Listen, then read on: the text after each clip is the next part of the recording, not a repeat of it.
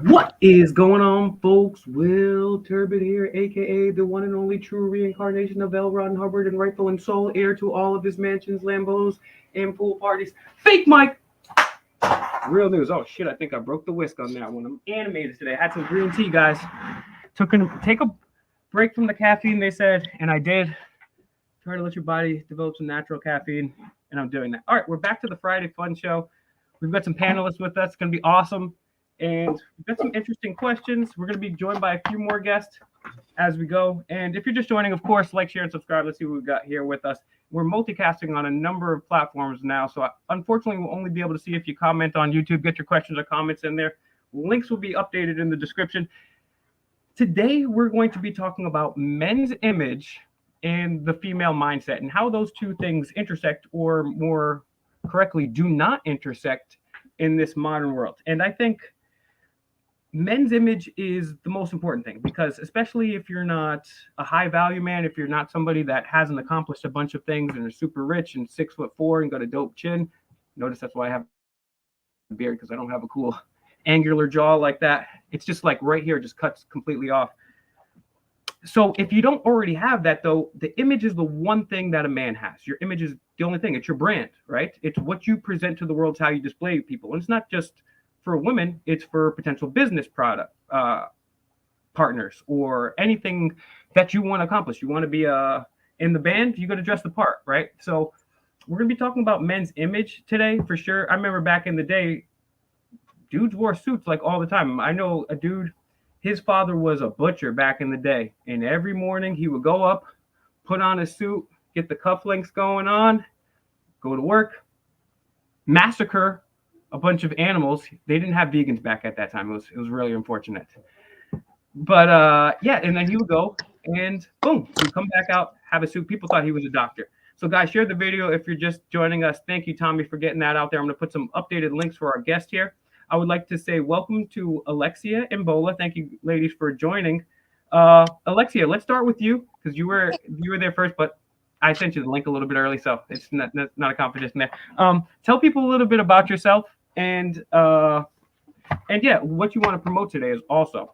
Okay, so my name's Alexia. As you said, I'm 23. I was born and raised in Rhode Island.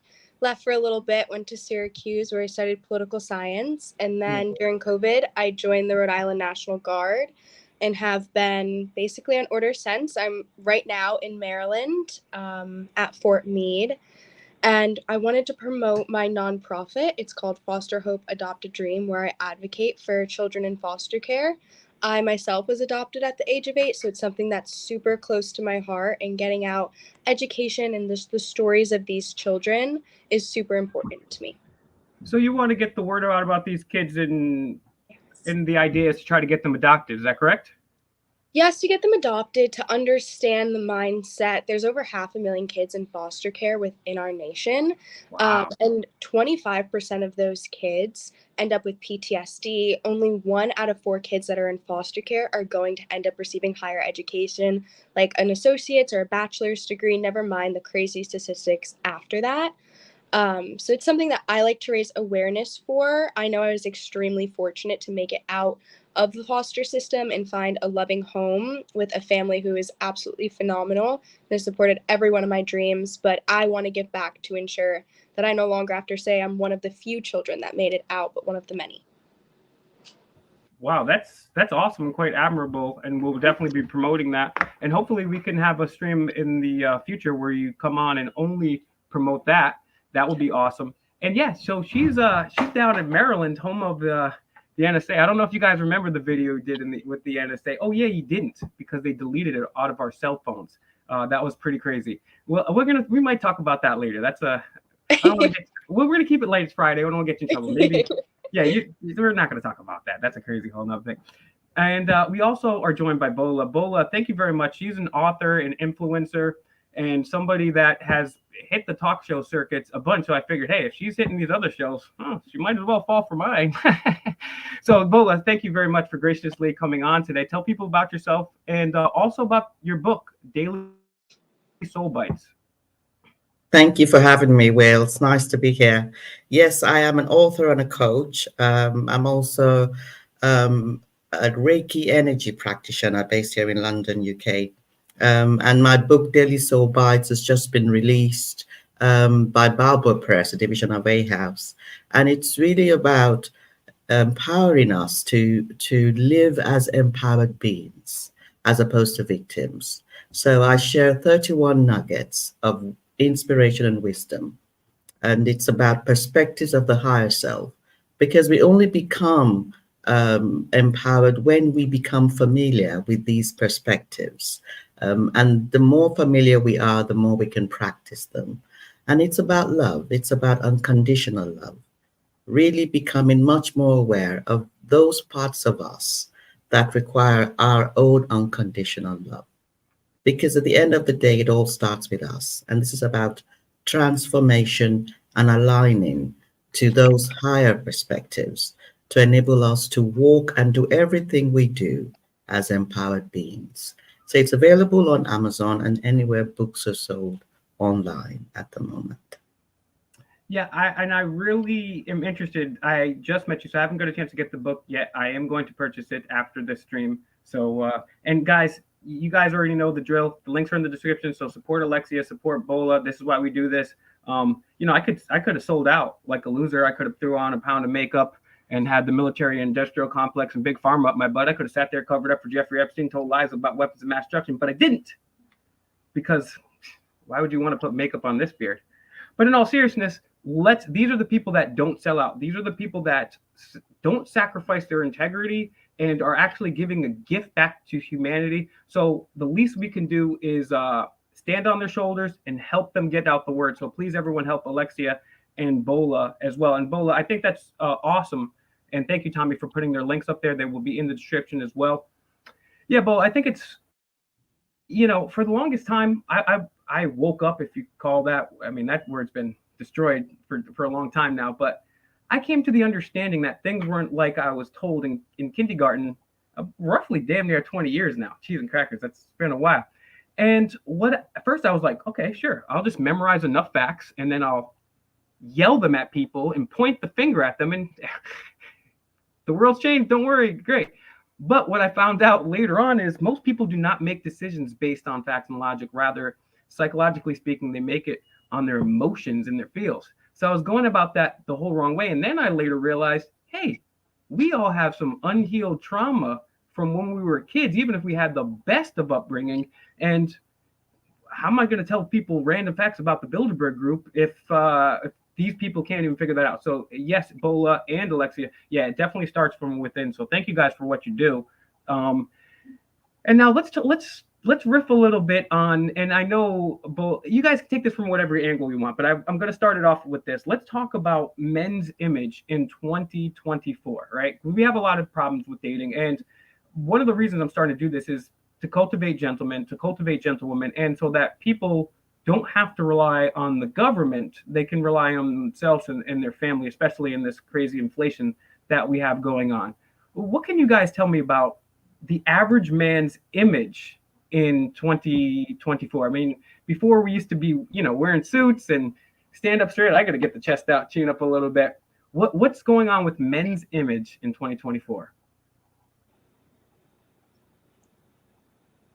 Bola, do you want to go? I'll go. So I do agree with you on the way that I think just society has changed image-wise. I grew up in a very traditional household. Like, both my parents immigrated here from Portugal. Tradition was something that was like heavily instilled in me. My father, till this day, still walks out of the house with a tie on, no matter where he's going. And he set a great example. Him and my mom set a wonderful example on love and life and having a partner who's also your best friend. And as I started dating as I was older, I realized very quickly that that is just maybe not a normal thing. While it's something that I want and I still look for, it's not something that is instilled in everybody. And I think that's where this miscommunication, and as you see generations begin to change and evolve, maybe not in the direction that we hope that they do, it comes from a lack of traditional values. Interesting. Bola, what's your take on that? And then I'll riff on what you guys said.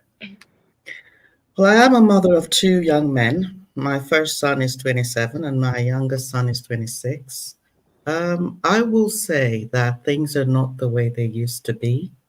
There is definitely a difference in cultures, um, depending on which part of the world you live in. So it would, I think that's the first thing I would say, that cultures are different. If you live in a patriarchal society, you would probably have a different perspective about the role that men play than if you lived in a matriarchal society. So Yeah. it would depend on those types of societies. That's the very first thing.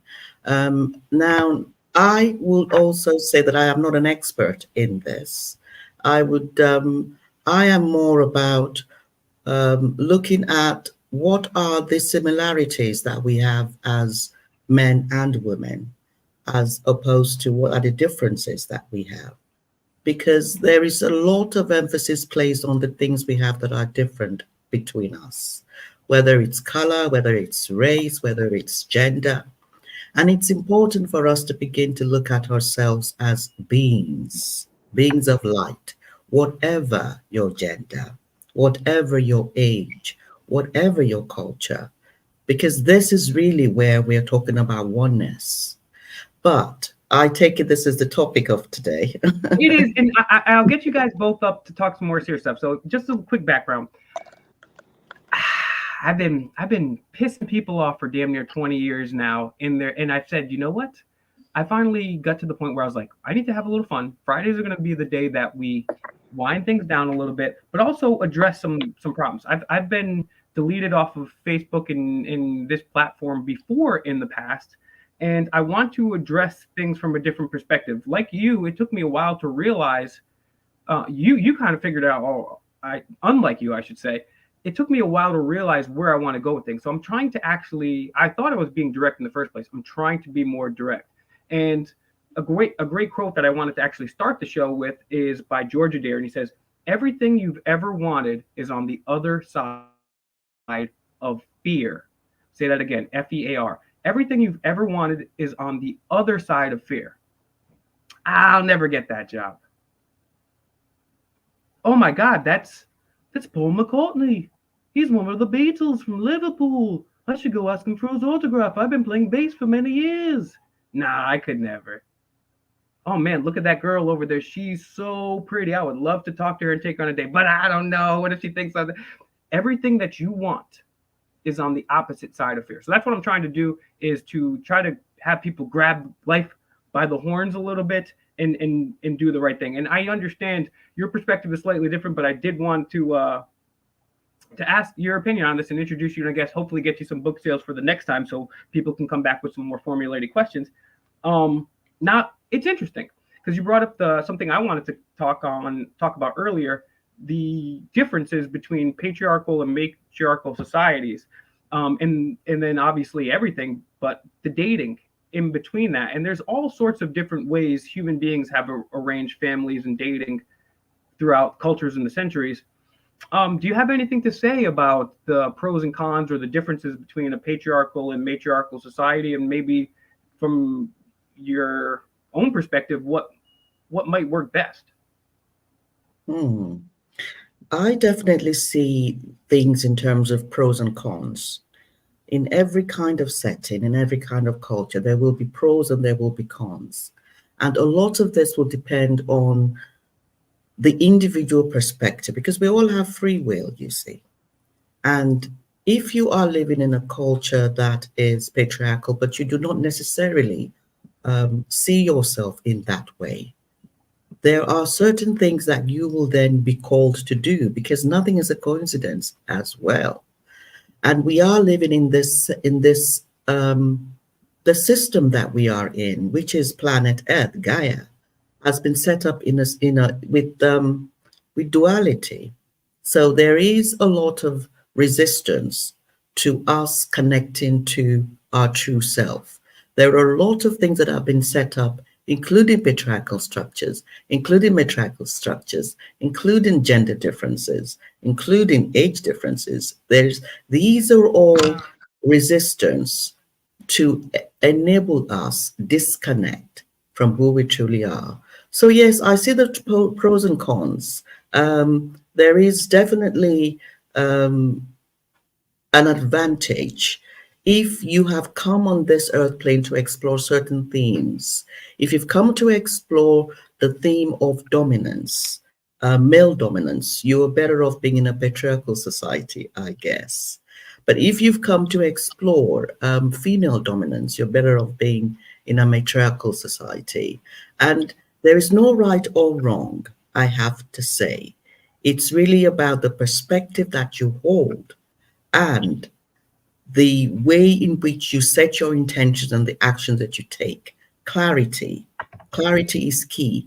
I have lived in both a patriarchal and a matriarchal society. And I enjoyed, obviously, as a woman, being in a matriarchal society.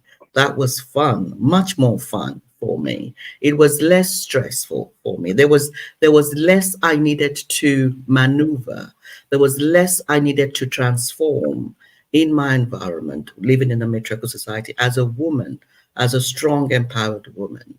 But it depends. There are some women who would prefer a patriarchal society. So I think it comes down to us remembering that we are not victims. And whatever culture, whatever society we're in, the perspective that we hold, the perspective that we hold and the meaning that we place on our own goals. What do we want out of this? It's not about what are they doing to me. It's what do I want out of this? Where am I going? What are my goals? What are my intentions? Do I want to go this way or that way? And the perspectives that we hold are really key, whether it's dating, whether it's work, even in dating, the perspective that you hold as a woman or a man entering into a relationship, an intimate relationship, it's important to enter it as an empowered being. So you're getting to know the person and getting to understand whether their values match yours. And you're getting to understand whether they are compatible with you from a place of love. And it's not about handing your life over to anybody. It's about being responsible for your own life and allowing yourself to get to know who can share the energy that you have. So knowing yourself is much more important to you, and then getting to know who matches you. This is resonance. This is alignment to the empowered being that we are. And when we take our relationships or dating, because you have to date before you can have a relationship. You can't skip dating, no matter how traumatic it can be sometimes. But it's about doing it as an empowered being and knowing yourself. Knowing yourself is so key. And then you can begin to realize whether those around you or those you are linking up with or connecting with match you. And you can do it slowly, slowly. That's key. Not rushing into things. Well, again, there's no right or wrong. You see, it's all about us being clear about what we want and not trying as much as possible not to engage in activities that we then regret. Learn, stepping stone, and move forward. It's really key. And this is what being an empowered being is about. It's about really taking action and not feeling regret, knowing it's a stepping stone, because we're not our mistakes. We can make mistakes, but we are not our mistakes. So this is key. Right or wrong is really the mindset that the system encourages us to have. We have a lot to learn. We're always learning till we pass. I am always learning. We are all always learning. But having a mindset that allows us to make the changes that we need to make in order for us to raise in frequency levels of love, to get higher and higher in our understanding of ourselves as empowered, loving, compassionate beings. Let me ask you a brief follow-up to that, because you took it to a deep esoteric philosophical level, and I love it. I was initially skeptical, because I'm skeptical of everything. I'm the world's biggest skeptic. I was initially skeptical about reincarnation, and then I found out that for over 50 years now, I believe there's been a professor and researcher at the University of Virginia, and then he's passed, and it's been carried on by another professor and researcher at the University of Virginia. And they were recently on the Psychology Today podcast, where they talked about that they try to. There's a bunch of mostly prepubescent children from all across the world, and they have uncanny, remarkable memories of alleged past lives. And they take out all the things. Oh, it could be this, could be that, and they're still left with an abundance of cases. So then I was like, okay, well, maybe. Do you think we chose to be here first and foremost? And what's your take on this whole age of Aquarius? I mean, I get down sometimes, but I do feel like this generation here is more awakened, and they're ready to, I don't want to say tear down, but maybe replace some of the more outmoded, antiquated forms of thinking and kind of expose the truth. What's your take on that mouthful, that verbose mouthful I just gave you? Is that for me? Yes, please. I'm sorry. Yeah. And then we're going to go to Alexia, but I definitely want to hit you with a follow-up right there. I definitely agree. I think there's definitely a generation of children who really have come to challenge the status quo. And I think that's a good thing. It's definitely about us beginning to walk and talk as the infinite intelligence itself. So you have children now coming and declaring that they're not men or women anymore. They're binary. You have a lot of, changes that are really challenging the status quo. And this is about awakening to who we truly are. And that is, so I do agree with you. Yes, it's a journey, because they are, and even some of the children that we have, that are called autistic children, they're all children who have really come to embody a different sense of socialization. They're communicating differently, they're behaving differently. In order for us to reflect and contemplate, they have made a huge sacrifice, because there's nothing much more difficult than when you stand out different from everybody else. It is a challenge to be an autistic person, because my 27-year-old is autistic. So I know it is such a challenge for him to be alone in this, in his own world. And no matter how much we love him and care about him, we know that he does have a difference in the way he perceives life and he perceives the world. But he has given us all, anybody in his life, anybody who has contact with him, has to question the way they perceive things, because he has so much love within him. The purity within him allows us to awaken and touch our own truth. And he has kept me on my toes. And it's one of the reasons why I am so focused on my own transformation and why I teach what I do now. So I agree with you.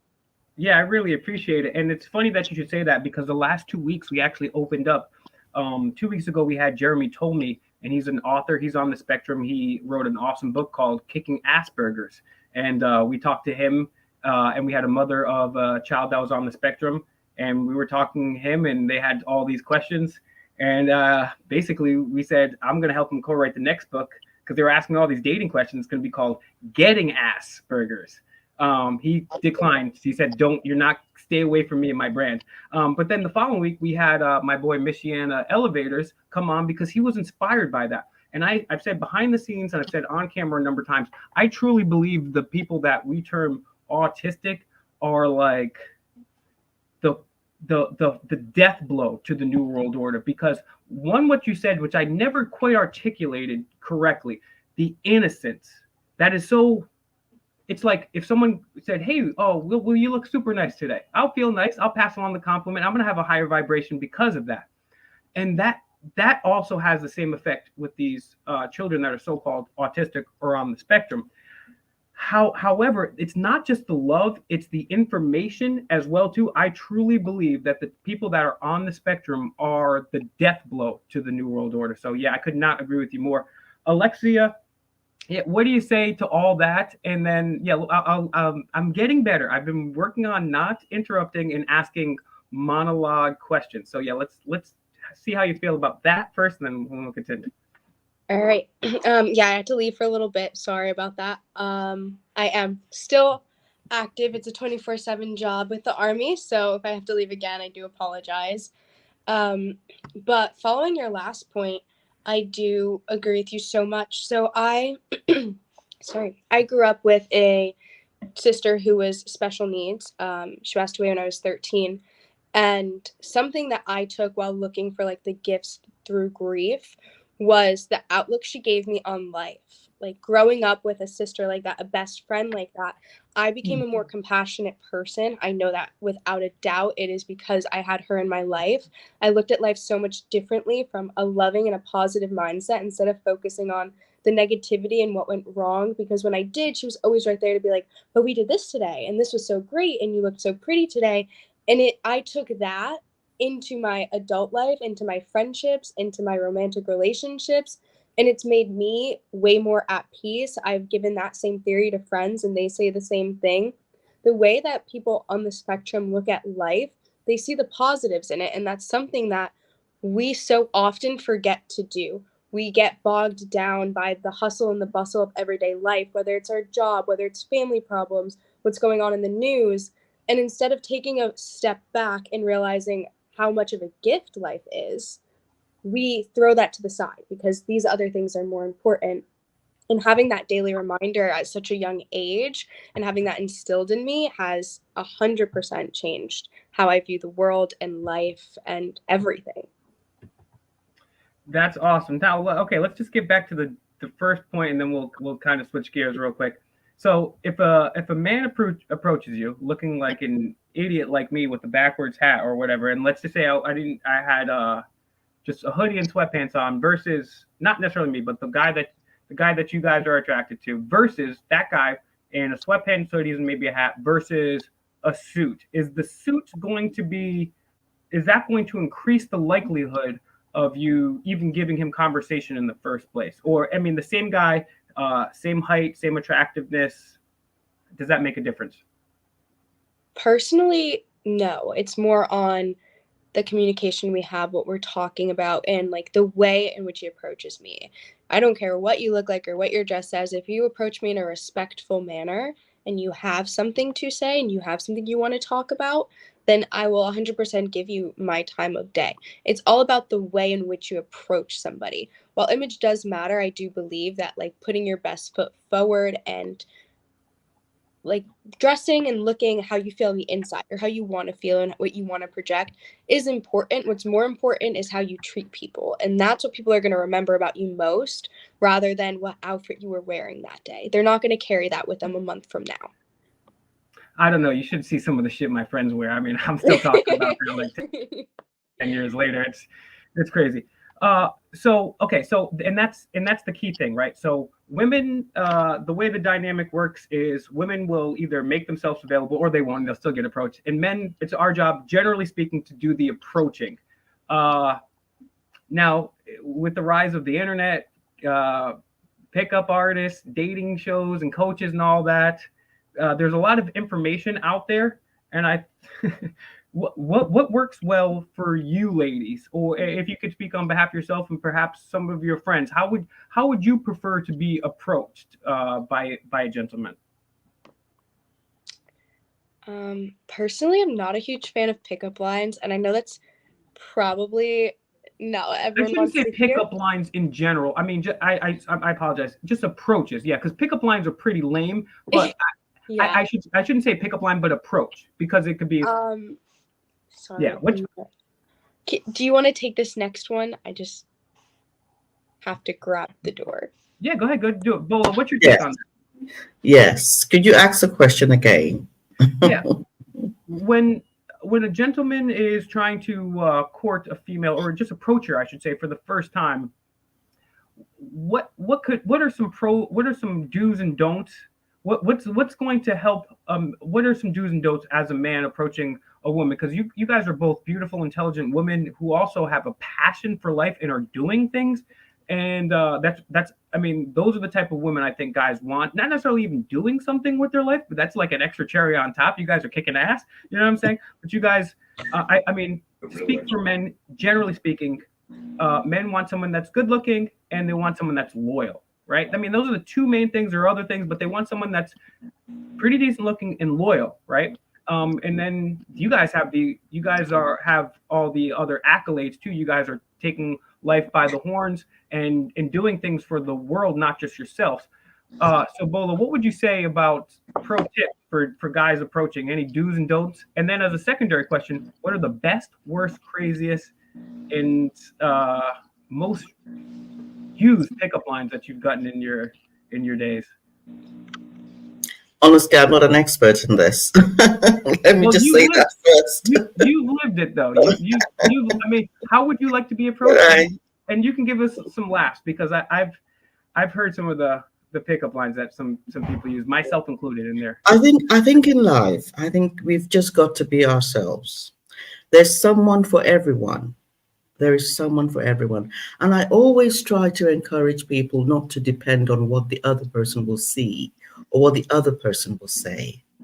I think, I may begin to sound like some kind of broken record, but really it comes down to, if I look good, that's good enough. If I look good, and this is the confidence that we can come to have as empowered beings, as to who will like me. This is about how much do I like myself. That is what will reflect, because you will find that it's not about beauty, it's not about money, it's not about what you say, or because I grew up as a stutterer, you see. I started at the age of 2, 3, 4. I could barely talk. Wow. So I was quite isolated, even in my nursery, in my primary school, I was very isolated. So even though I was an A student, I couldn't actually socialize as well as I wanted to. So this is something I've had to learn. I've had to learn to socialize and to really believe in myself and to really love who I am. And whoever resonates with that and comes correct, comes with respect, comes with sincerity, that is good enough. As to anything else, that's a secondary thing. The primary thing is who resonates, because I'm also an energy being and I work with energy. So the energy has to feel right, but everybody is different. Everybody is different. And I don't, I'm sure some dating experts may have some tips as to the kinds of women that men like or the types of men that women like. But I think for me, my advice to my clients and for my own life is to love who you are. And that's good enough. That's good enough.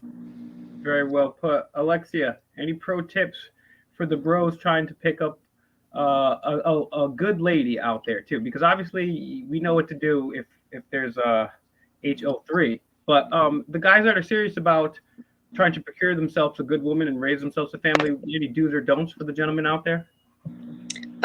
Definitely be confident. Like a girl can tell when you're not confident or comfortable in your own skin. Being comfortable in who you are and knowing who you are is extremely important, but also being upfront. Be honest about what you expect and what you're looking for in a relationship. Nobody likes to get led on. And I think that's something that should be talked about on a first date. What you expect of them, what they expect of you, and the life that you want to have. At the end of the day, we don't want to waste our times, and we all have somebody out there for us. I truly believe that what's meant for you will come to you, but helping yourself along the way is also a key. Yeah, I totally agree with that. And so, just from the female perspective, I kind of led it on a little bit, but I mean, what significance? I said two things that I think are the most important is obviously attractiveness. That pretty much goes for everybody. But then also, I think the way a male is rated is based on his accolades, his financial independence, what he can bring to the table as a provider, what would you agree with that? Would you disagree with that? What would you say that some of the not necessarily even just traits, but traits as well too? What's a solid catch for a girl? What would a guy have to be at least slightly be above average, bringing to the table to get a solid chick? I disagree with being the financial provider and that being important. I personally was raised and lived my life and my relationships based on me being able to provide for myself. My partner should add value to my life.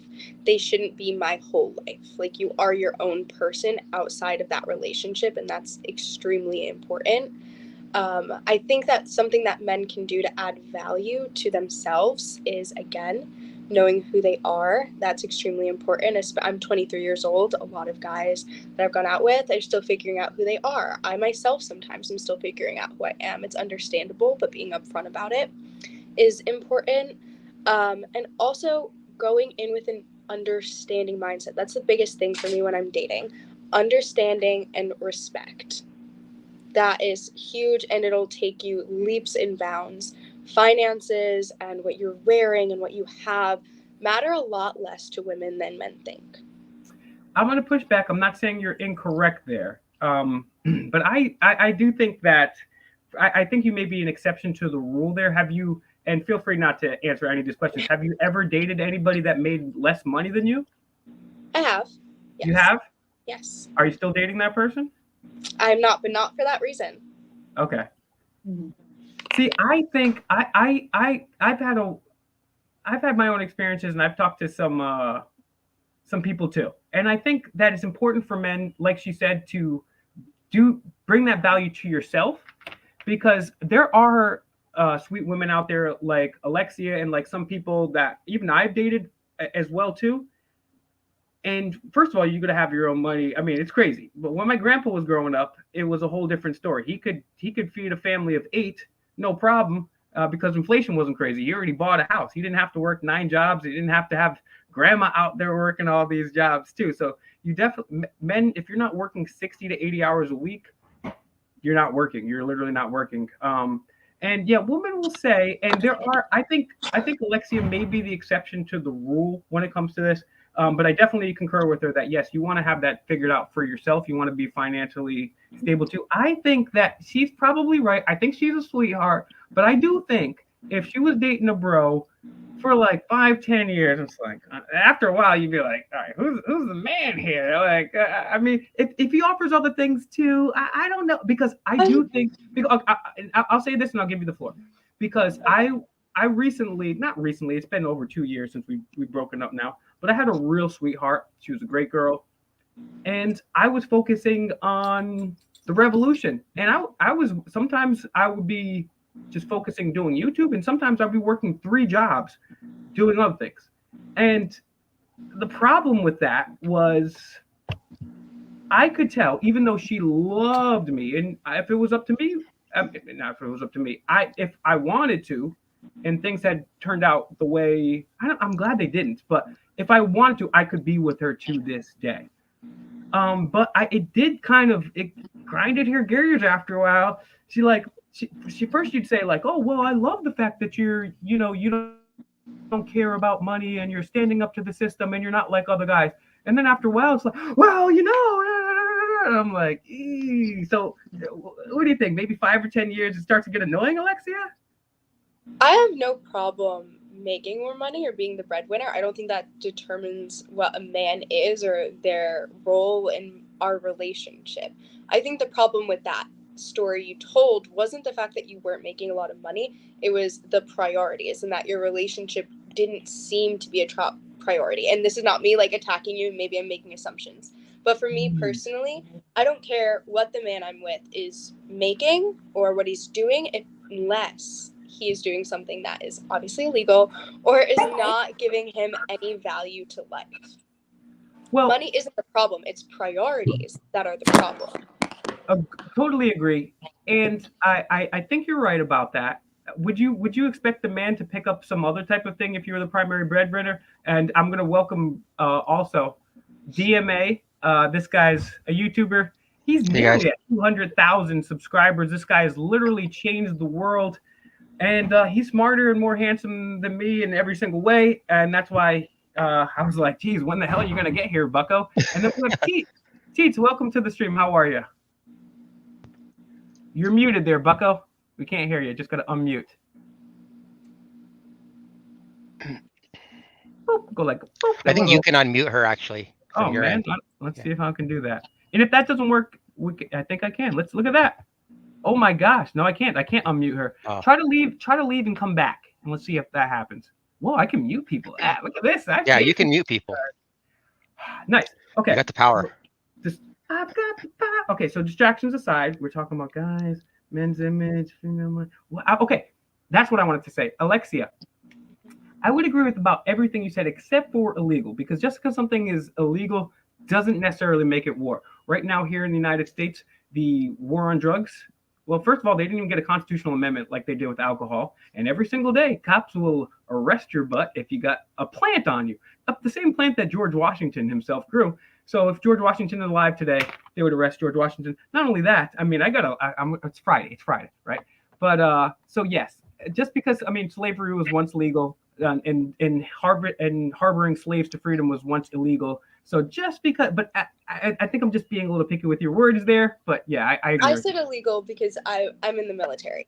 Like that is my job. That's my career. Yes, I have businesses on the side. I have a nonprofit. I have other things that I do to earn money. But my primary career is the military. So for me personally, adhering by my regulations and things like that, I said illegal. That is a personal preference. I know that's not everybody's preference. But if I was the primary breadwinner, I don't expect the man that I'm with to pick up other things. Like, I love to cook. I like to clean. I was raised in, as I said, an immigrant household. Those were things that I did a lot, and it reminds me of my childhood and my family. So it's things that I like to do. Again, the biggest thing for me is priorities. Are you valuing me? Are you putting our relationship first? Are you communicating? Is it a respectful relationship? Those things matter so much more than any monetary value, any monetary like things that he could be bringing to the table. I am fully capable of making my own money. I am fully capable of helping take care of the household. It is 2024. We shouldn't have gender roles in terms of what a man should be providing, what a woman shouldn't. That is for you to decide with your partner, what fits best in your lives. My mom's so fat she buttered and ate all the gender roles, which is why we have none. So, and then just add this friendly reminder to Alexia. Yeah, I mean, police arrest people every day in this country for eating the homeless. What the heck? Now, I'm gonna one more follow up with Alexia. She's on a roll right now. And again, find her nonprofit in the description and the comments. Let's help out some foster kids while we're having fun. How much training do they give you on the good old Constitution there in the Army? I was a political science major at Syracuse University, where I concentrated in American government. So I can talk politics. No, I know you can. I know you can. You're very smart, and that's another reason that I asked you to come on. But I knew you studied political science because you mentioned it earlier. But do they give you any training about the Constitution? And if you can't say anything, because Uncle Sam's got his finger to your back. In the Army? Yeah. It's job specific, right? So at the end of the day, I am a soldier first. I learned how to shoot a gun. I learned combatives, basic training to protect myself and civilians. But you have a day-to-day job, and that is where a lot of your training comes from. Do I know things like that? Yes, but that's because I am currently in a public affairs position. So I do need to know that in order to adhere by Army regulation, government rules, and to ensure that I am getting out the message of what the military is doing in a fast, effective, and constitutional way. So I did personally. Alexia, we're going to come on another day. Maybe we have to save some of this behind the scenes because I want you to remain gainfully employed over there for sure. I have one more question for you. Okay, I can do one more question, and then, like I said, it's a 24-hour job. I do have people under me, so I do have to go. That's that's the question. Perfect. People coming back. I appreciate you joining. One more question. Yes. You took a sacred oath before God and your countrymen on the backs of the countless founding fathers, Civil War heroes, and civil rights heroes on their blood, sweat, and tears. If the government says, "Hey, I'm going to need you, Alexia, to put your hair in a ponytail and round up the guns of the people. You going with, or are you going to say, no, I follow the Constitution? That's my best Alexia impression. I'm working on it. I just met you today. Give me a 5 minutes. So I think that is not something that the U.S. military would be doing. If anything, that would be your local police. If it did come to that, that's a decision I would have to make between what my moral values are and an oath that I swore. I'm currently not at that point, so I can't give you an answer, because any answer that I give you right now is not necessarily what I'm going to do in that moment. What I will say is that I believe in the Constitution. I do believe that there are reforms that need to be made in this country, a hell of a lot of reforms. And slowly we are starting to see people, especially in our generation, take a stand against things that they don't believe is right. I myself has done so many times, whether it's organizing rallies, being a part of them, getting the word out on social media. But as far as my job is concerned, I have orders. If those orders did come down, that's something I would have to decide in that moment, but I can't give you an answer to that because I've never received those orders. Well, Alexia, thank you very much for your time. Hopefully, Hey. we'll get a chance to chit chat again. You're welcome up any and every Friday with a different topic. I'd love to also get you on so you can talk specifically about your nonprofit. Don't take any unconstitutional orders. Alexia, thank you so much. Hey, Alexia, hold on. Do you have time for one question for me? Yeah, or do you have to go? course. I just have a question and a follow-up question if you have time. Because Yeah. I was listening to what you said. You said earlier, you said, I'm a soldier first. Can you tell me what that means? I'm going to take a brief bathroom break, DMA. If you could get those questions. If I'm not back in time, let's introduce Teet and get her opinion on a few things. I'll be right back. All right. I'm a soldier first, right? So that means that at the end of the day, I have an everyday job. Right before this, I was human resources. I deployed doing human resources. Currently, I'm reclassing to public affairs for the Army. And while that is my day-to-day job, I am trained in soldier tasks, i.e. how to shoot a gun, how to defend myself, basic medics and combat medic stuff, things like that. So at the end of the day, if there was a war, my services were needed in that kind of setting, my job is to be a soldier first, not to be a public affairs specialist. So when I say soldier first, I don't mean that's like the first thing in my life that I am. I mean, work-wise, that is the first thing that I am. Okay. All right, that makes sense. Thanks for clarifying that. Because I was kind of where I was going with that. It was, I think, kind of what like Fake Mike was saying was, you know, are you a soldier first or are you a human being first, right? Because governments, over the last century have genocide hundreds of millions of people, right? So to be naive and say that the United States government couldn't become tyrannical, I mean, in my opinion, they already are, but to say that that's not a possibility is very naive. So, a lot of times, soldiers are given unconstitutional orders and they just follow orders, because if they don't, then they lose their job. And like a lot of times, people have families to feed. And so like I say a lot that, in tribal times, there was only 50 to 100 people in a tribe. And in tribal times, it was advantageous to submit to the alpha because it ensures your survival.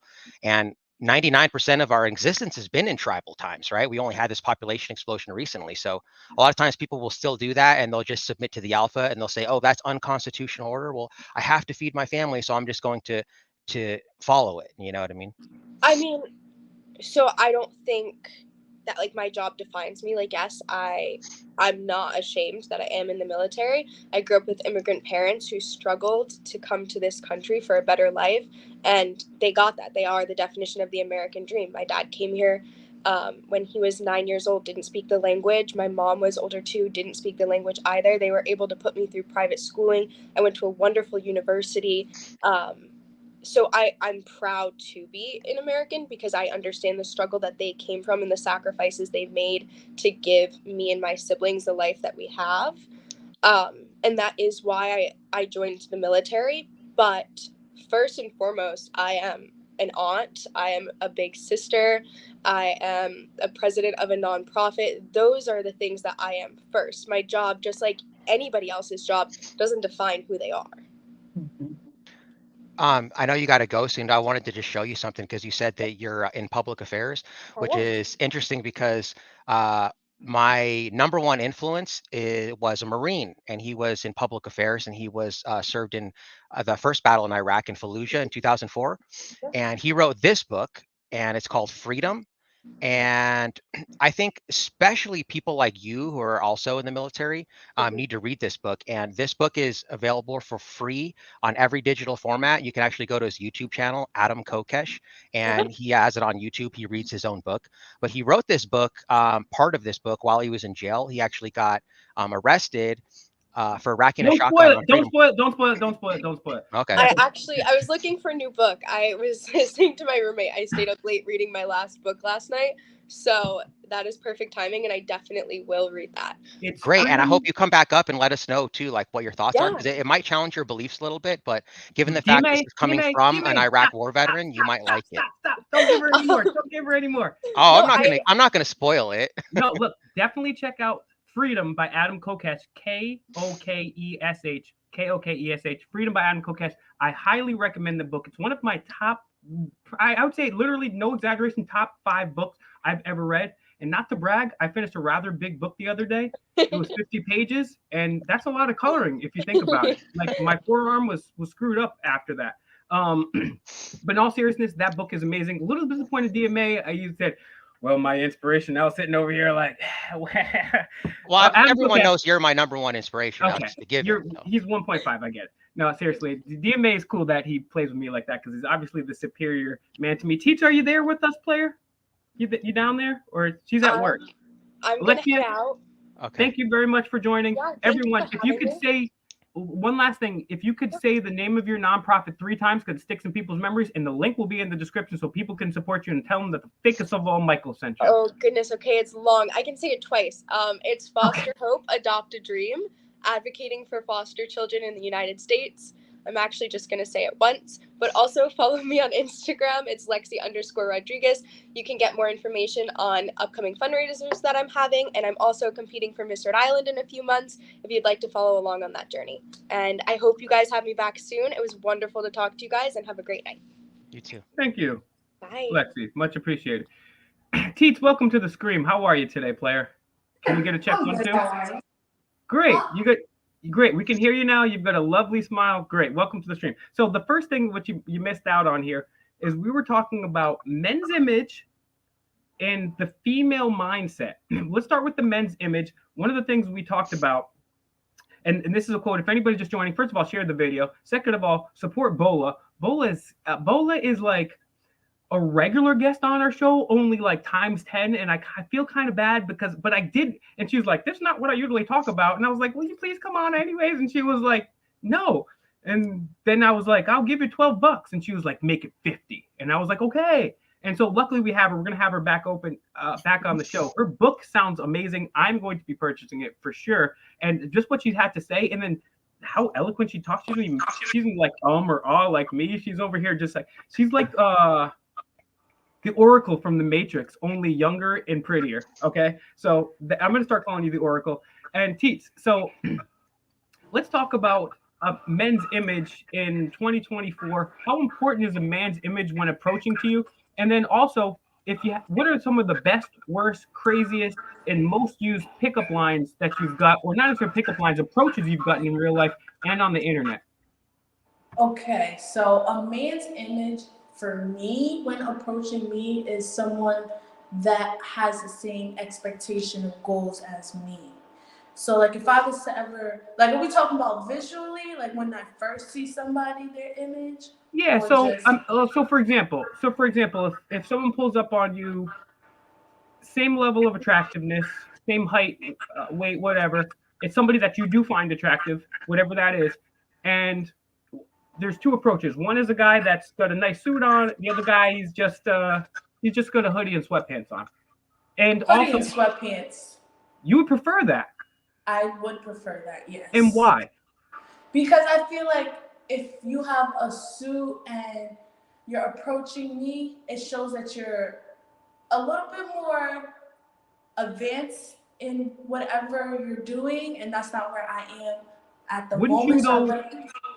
Wouldn't you want the man more advanced than you? No. Why not? What do you mean by when you say advanced? Like, what do you mean by that?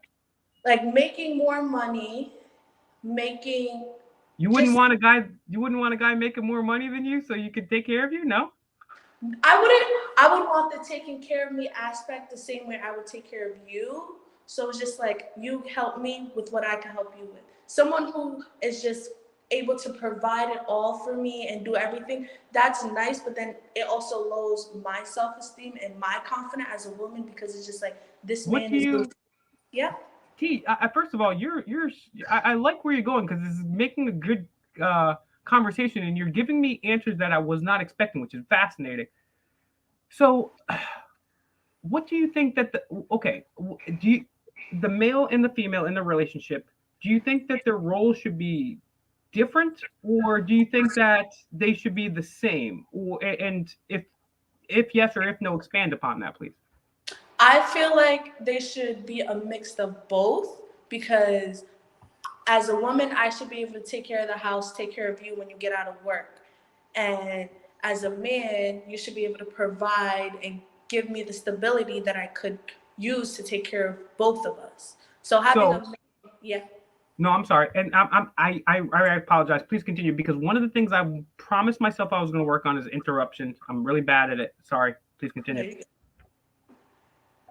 So yeah, so okay, so you a little more advanced though. But so if you're saying that the guy should be, it would be best if the guy could take care of you and you could stay at home and raise the children, nurture the children, and you didn't have to work. So if you had two choices, a guy that's maybe he's a little bit older than you and he's wearing a suit, or a guy he's your same age, but the guy that's slightly older, he can provide for you and you don't have to work another job. You can stay home. You can just sit there, shop on it, not shop on Amazon excessively, but shop on Amazon. You know what I'm saying? Look pretty, raise the kids. Would you prefer that to somebody that was on your same age or level? What's your take on that? I'd rather prefer we both provide. I don't want him to be the only person to provide because then it feels like I can't.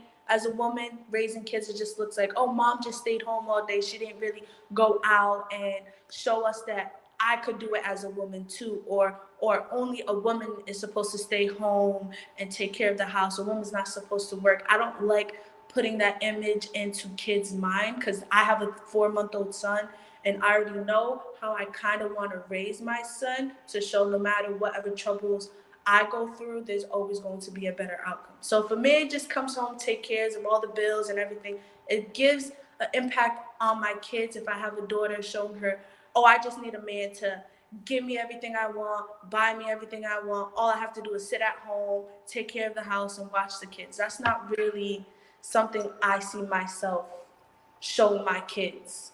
That's fair. I definitely respect that. I'm gonna follow up with one more question, and then I'm gonna give the floor to DMA so he can talk to Bola and me and you about some spiritual stuff because these people to our side over here, they're way smarter than me, like by leaps and bounds. So I'm gonna let them take over and talk about some dope stuff, and we'll hopefully DMA can tie it back to dating somehow too. He's smart enough; he'll figure it out. But as far as when men approach you, T, because obviously you're someone that's well spoken. You've got a really nice smile. I'm sure men approach you all the time online and in real life also. What are the best, worst, craziest, and most frequently used pickup lines or approaches that you've heard online or in real life? Okay, the weirdest pickup line I've ever heard was, Or approach. when are you going to have my kids next? No, your eyes are so pretty. When are you going to have my kids next? Next, That's like you crazy. already had a kid from him? That's I've never heard that one.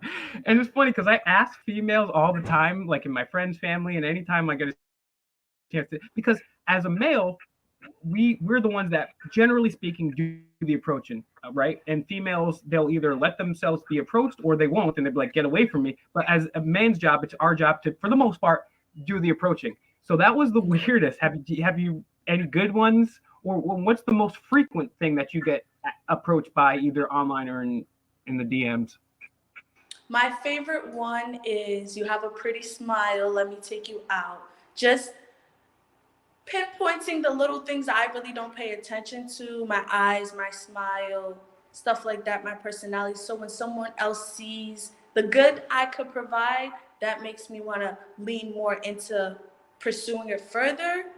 But the one I don't really like is when they use my body as a way to text me or try to flirt with me, or like, I understand I have a certain type of body, but there's more to me than that.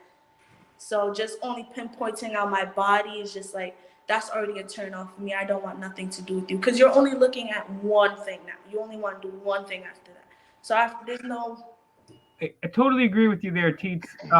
Because every time, like, I'll be out, I'll be having a drink, and I'll be like, and I'll be like, hey, ladies, my eyes are up here, and they'll be just like staring at the beard, and it's like, hey, come on, I'm not just a piece of meat here. I have a personality too. You know what I mean?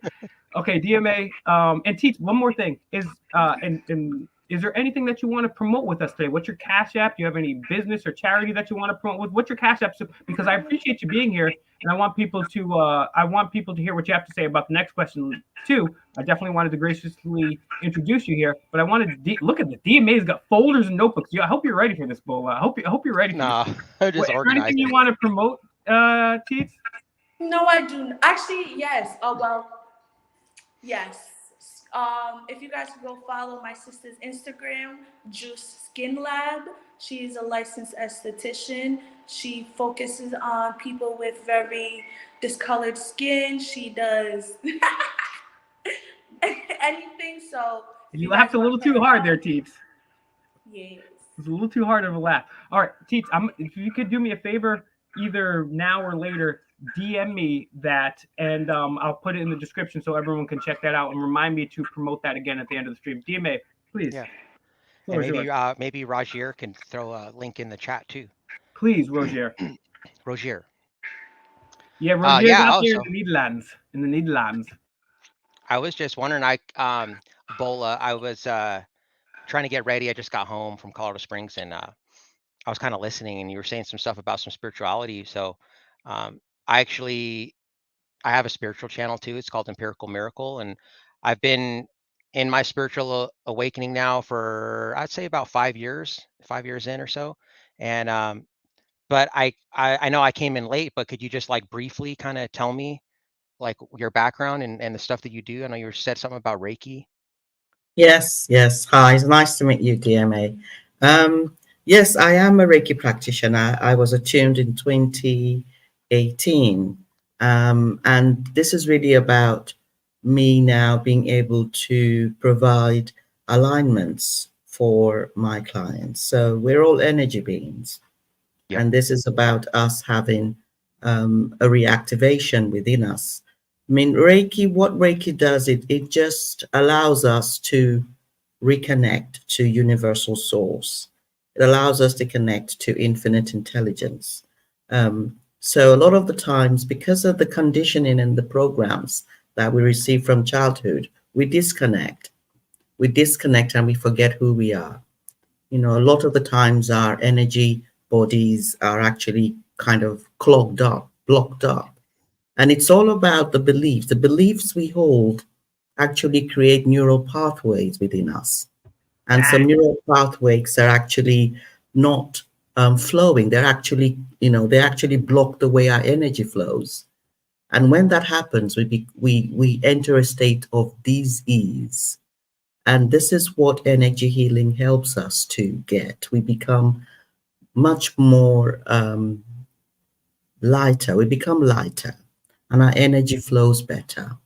But we are the ones healing ourselves. So before I start any healing session, I have to tell my clients, give yourself permission to receive this next level for your own self, because it's only our intentions that allows us to align, to surrender to that energy healing that is happening for us. So I am only a conduit to actually allow them to connect, but it's the intentions and the beliefs that we hold that allow us to do everything, allow us to meet the man that we want, to meet the woman that we want. And this is about, will's, topics. I wanted to mention that the beliefs that we hold really impact on the experiences that we have.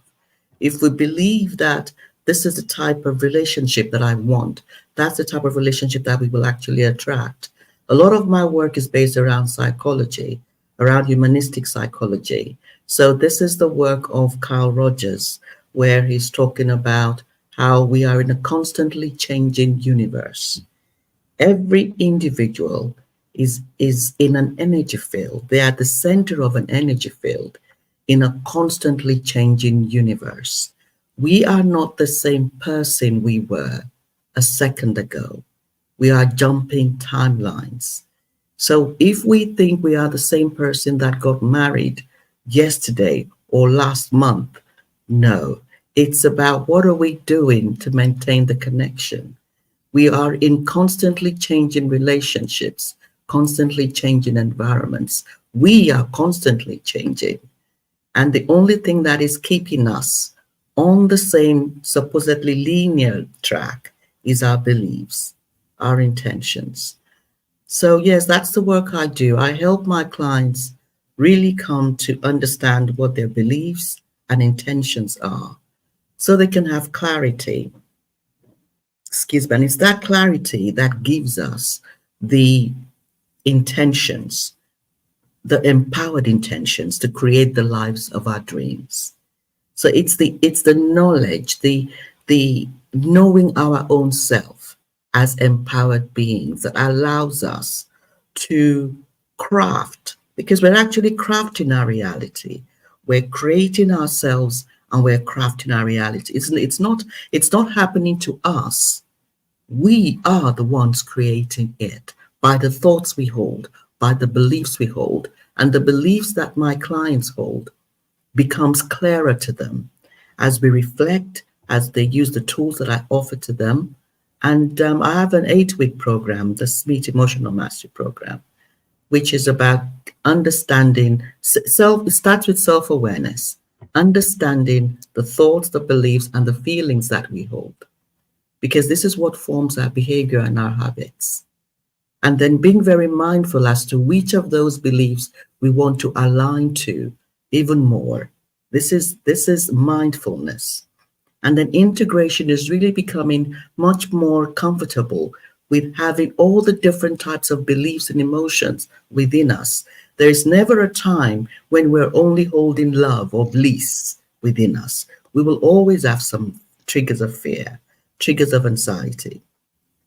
So this is about how we become much more comfortable with holding the range of emotions, the range of feelings within us, the range of thoughts. And then we are really looking after ourselves in self-care, trauma care. That's also part of what I teach with my clients. It's the unconditional loving compassion that we now come to have for our own selves. We're not looking for the exterior to look after us. We're not looking for that woman to look after us or that man to look after us. We are looking after our own selves as empowered beings, and we're having fun. It comes to a place where relationships can be fun. It's less about expectations and more about fun. And then you can become a transmuted being. Transmutation is about moving away from that physical ego-driven self to that higher self, driving our day-to-day. That is transmutation. It's a higher level. And that's what physics talks about, transmutation, changing your states of being. And that is what my book is about. My book is really about getting those who read and engage with it to understand their beliefs, their emotions, to become more familiar with what is the higher perspective and aligning to that, to allow themselves to show self-care, to heal from the trauma. We all have trauma imprints. It's in our DNA, ancestral lines. It is part of who we are. But how do we come to hold the space to heal our own selves? I offer energy healing to my clients when we come to this stage of the program. And transmutation is really becoming determined to choose the perspectives again and again of the higher self. It's a choice. It is a choice. And it sometimes is tough because nobody on the outside encourages us to choose love. You know, we are supposed to choose competition. We're supposed to choose survival. But there's a different frequency we can come to hold. And that is what I do. It's about supporting my clients to become much more aware of that empowered being within themselves, to know themselves, and then to begin to understand that there are different avatars and all the roles. They have a lot of identities, which are actually avatars, but they are the room that holds all the avatars. They are actually the room that holds every single identity. They are not the identity. They are consciousness Yeah. driving the different identities on a day to day. That's really wild. It's like everything that you just said right now totally resonates with me. So that's amazing. And you're right. Like people, they just manifest their life on autopilot. They don't even realize they're doing it. And your thoughts are their thoughts are a reflection of your beliefs. Your thoughts are a reflection of your emotions, and your emotions are a reflection of your reality. And what you think about over and over and over again eventually becomes a belief. And then once it becomes a Yes, belief, it manifests into fruition. And like a lot immediate. of times people will just like they do that on autopilot. They don't realize that everything that's in their life is just literally a reflection of your thoughts. And when you believe something, it doesn't even have to be like when you first start thinking of things over and over and over again. It might even be weird. Like if you're homeless under a bridge and you just tell yourself every single day that I'm abundant, I have plenty of money and stuff. It's kind of weird, but eventually you start believing Mm-hmm. it and it comes into reality. And then, like you said, like when you're a child, like you kind of have like spiritual amnesia when you're born, and like when you're born, you're literally, like you said, we're consciousness. That's what we are. So when you're a child, you're literally just always in the present moment. You're like a dog, right? They're just always in Mm, the present moment. They're like meditating at all times. And then about like I say about like 5 years old, we start to become more intelligent. And then, like you said, social conditioning, people start to associate themselves as like this body, right? Or like as your ego. And so there's this thing on it's called Samadhi. It's a two-part series on YouTube. It's great. yes. You've seen it.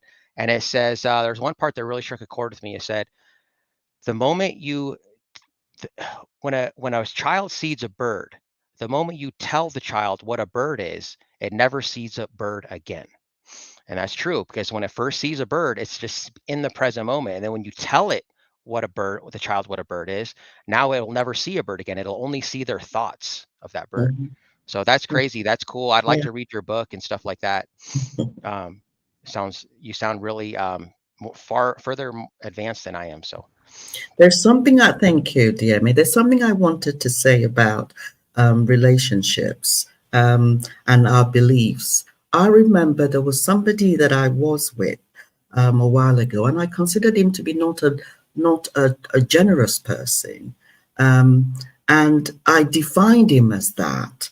And I never realized that the beliefs that I had and the beliefs that I had been conditioned with in my environment were that particular type of men were not generous.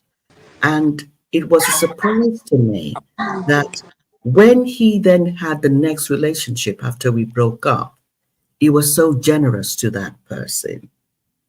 And I said to myself, it wasn't about him, it was about the beliefs that I had.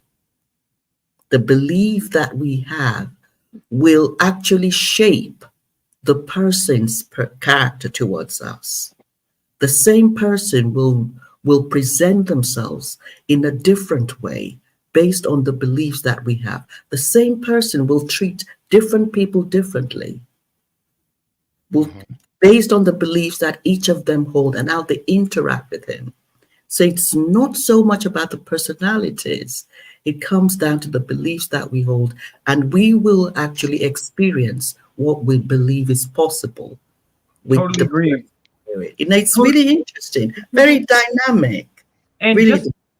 just to back up everything that Bola is saying, and I hope you guys all purchase her book, Daily Soul Bites. It's Daily Soul Bites, Daily Soul Bites, BYTES. The link is in the description. Just to back up what she's saying from a scientific perspective, everything in the universe is a vibration. Radio, television, internet waves, they're a vibration.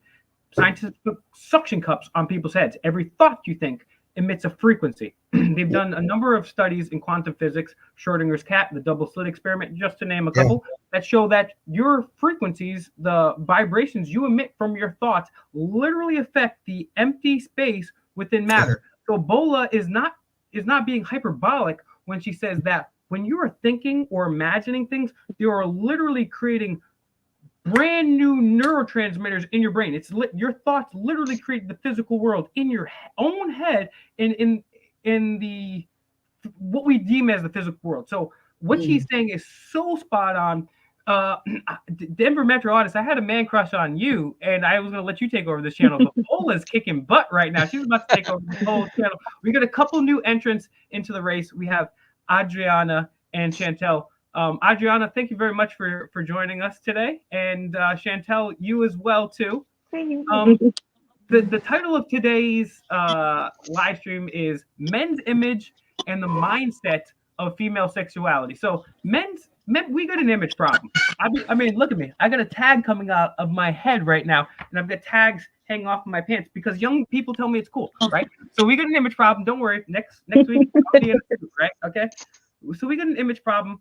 And depending on the demographics we look at, either approximately 50% of the marriages end in divorce. So that means either you or your partner is going to get a divorce, and that's not good. So what I want to do is what Bola has been inspiring me to do, and which I spent a good number of years trying to do the wrong thing, is to try to cultivate gentlemen and gentlewomen and be the change that you want to see in the world.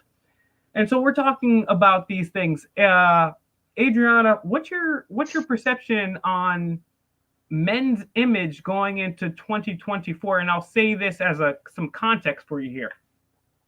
Men, we used to be, rocking suits every day, no matter what our position was. And now grown men, and I'm just as guilty. We'll be wearing basketball sneakers into our late adults, right? Let's start first with men's image, and then we'll hit the female side of this. What's going on with men's image in 2024 from your perception there, Adriana? Can I call you Adriana like that? I like saying it like I'm a Middle European person. It's actually Adriana. I know, but I want to sound like Adriana, like I'm some type of like maybe Austrian. Adriana. Okay. It's fine. Adriana, sorry about that. What? No, it's okay. I'm used to it, honestly. Gosh, what I see for men's image in 2023, it's different. Or 2024, it's definitely different. Like I see a lot more skinny jeans. I definitely see a lot more of the fanny packs, the little backpack straps. I mean, I even come across people who are like in their 50s who are still dressing like they're younger, which, there's nothing wrong with it. They're just trying to get in tune with the newer style of age with the kids. And so Adriana, let me follow up with this. If a gentleman approaches you, same height, same physical characteristics, and these are physical characteristics that you deem attractive, is a gentleman going to score more points if he's approaching you in a suit as opposed to a hoodie and sweatshirt? Same approach, same look, same everything. Is that going to be a determining factor? Is that going to add more points one way or another? To me personally, no. How he comes off at the beginning of conversation is going to determine whether or not if I want to proceed forward. Whether or not if I want to give him a chance and get to know him as a person, or whether or not if I want to decline. Because 1 second, I'm still here. Gotcha. And Adriana, one more follow-up question to that, and then we'll get to Chantelle, who I'm sure I'm butchering her name too. I'm still here. Just 1 second. Yeah, take your time. So Adriana, what are some of the and I have a few female friends, believe it or not, and they've shown me their dating inbox, and it's just like, hey. What are the best? And prepare yourself, Yaquelin and Chantelle, and I'm totally butchering names on purpose today. Trust me, it's on purpose.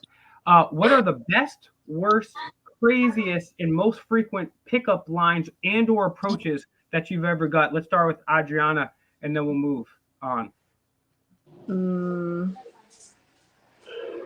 Honestly, me personally, I don't think I've honestly have gotten any of the best or any good pickup lines. I think everything is always, "Hey, you're beautiful," with your Cash App.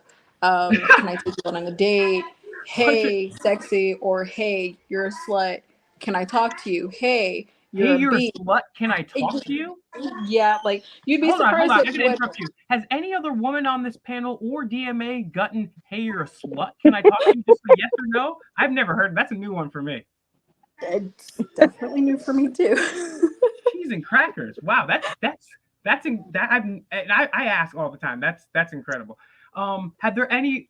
Are there any that stood out for you particularly bad or particularly good? Or is there one thing that people do more than usual? I noticed. Okay, so when it comes to, especially like with my Facebook or Snapchat inbox, um, it seems like it's the younger, I should say, the ones that are definitely about a good 4 to 6 years younger than me, that are more respectable, because they'll just be like, hey, Really? yeah, like they're just like, hey, my name is Ethan. Wow. I came across your profile Let's not picture, put Ethan on blast. Ethan's a good guy. Okay, let's hopefully Ethan gets and that. All right, come on. but That's his Okay, real wow, name too. yeah, that's it his. is his I real could name, tell but Now, because that's a I'm not kind gonna of a give his last name. unique name. and just one more follow up, Adriana. What's Ethan's Facebook profile, Snapchat, Social Security, and blood type? I find that fascinating. And let me tell you, these kids, they're saying, "Hey, what's your Snapchat?" I'm gonna show you. I'm gonna read to you. I'm not gonna show you. I'll tell you what. I'll show you here so you see it's real. Let me cover it up, just so you see I'm being real here. So I sent this girl a DM. Adriana, if you could mute up when you're not talking, please. So this girl, I study a lot of different dating people, relationship coaches, business people, psychologists. This is something that I'm into. We're gonna get to Chantelle, and she's gonna tell me how I destroyed the pronunciation of her name first and foremost. Okay. But so I this is my thing, and I'm being 100% dead ass here. So if there's somebody that I find interesting and is online and I want to talk to them, I will say, do you know what I found most interesting about your profile? Question mark. Because it's that curiosity. Because every guy's like, hey, what's up? Hey, what's up, sexy? Oh, damn, you got a big ass. Oh, damn. Oh, can I? Hey, slut, wanna have 4 kids together? That's what they're saying. I'm like, all right, because me personally, if I was a girl, I'd be like, even if I don't give this motherfucker no action, I'm curious. I'm gonna find out. I'll block him after, but I'm gonna find out. So I do that. And then I hit him with this, which I'm working on. This is not good. It's embarrassing, but I'll say it. I said, you look like an old soul, semicolon, to let him know that I know what's up punctuation, ladies out there. So I said, you look like an old soul and you're almost as cute as me. The reason I do that is because I don't want to pedestalize them, gentlemen. We'll talk about that later. The funny thing is, this girl hits me back with her Cash App.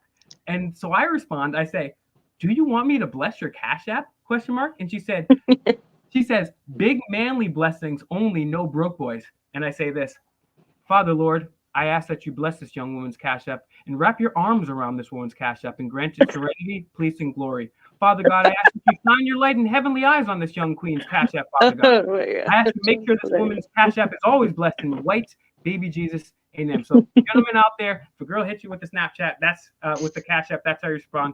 Chantelle, first of all, tell me how I incorrectly butchered your name. And second of all, you did pretty good. My name's Chantelle. awesome. Yeah. So, what's your take on a man's image and approach in 2024? And if you could also recount some of your best, worst experiences, most frequent experiences, because as a girl, you're letting us, you females are letting us behind, because as guys, we don't get approached. I've gotten approached twice in my life, and I get it. I'm not super big and strong. I'm not the world's most handsomest guy, but it's interesting to peel back the curtain. So yeah, what are some of the good ones you got in there? Okay, well, I think more recently, and probably the last decade or so, like The Simpsons became pretty popular in the last like maybe 30 or 40 years. And I think that The Simpsons kind of depicts a man as a doofus, and that like he just like sits and drinks beer, and the girl actually like Marge or whatever. I didn't really watch too much of The Simpsons, but I think it's kind of like men don't have to really do too much anymore. Like women are not only controlling the household, they're usually the breadwinners, and honestly, like I have two sisters. One of my sisters was artificially inseminated to have her son. So she does not have a man in her life. And my other sister is a chemical engineer and like a manager of a water treatment plant, overseeing like multi-million dollar industry. And then she put her boyfriend, who now is her husband, through school and like paid for all of his schooling and everything. Wow. And like I'm an independent woman. Like, so it's like, I don't know. I just find like women are a lot more independent than they ever were in like, let's say 50, 60 years ago. They definitely are. And wow, I mean, I've been getting, and we've had a few people on the panel the last few weeks and even today. And I have to say, DMA, we're kind of running into some of the exceptions of the rules here. I mean, some of you ladies are awesome. First of all, you guys are awesome. But let's follow up with you too. What are some of the best, worst, craziest pickup lines that you've ever gotten, and any tips or advice for people that would approach a female looking for a relationship? Well, I do lingerie modeling, so I You do do a get a lot of lot. what? You do what? I do a lot of like lingerie modeling. Oh, okay. So I do get a lot of like, um, oh, you're an artist, okay, because I'm also a hip hop artist. So it's like, oh, you're an artist. Um, do you want to chill? Like, Netflix and chill. And it's like, let's go play pool and see if you're any good and if I can teach you something about pool. And So you're looking to and take them then under the wing. and then maybe we can uh move on from there, dinner or something. I'm not just gonna like go to your place when I meet you, like to meet Yeah. you. Like I'm not looking to get kidnapped and raped. Like that scares me to just think to like go to someone's place who I have no idea who they are. Yeah, it's definitely different, and we'll talk about this. I want to get Jacqueline's take on all of this. Sorry, my white ass is like Yaquelin. Wow. Can I have? I'm so white. Oh my god. So yeah, we'll get to some of the why I think the reason is, and I'll get your take on that as well too. But it's definitely a different dynamic going on nowadays than it was back in the days.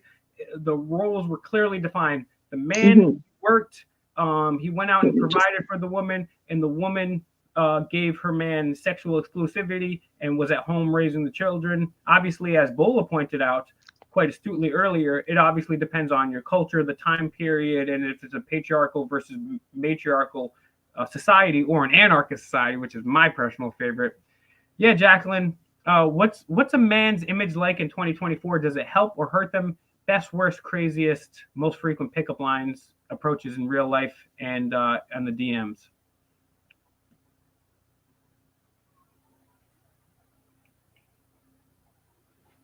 Ooh, I can't hear you, sweetie.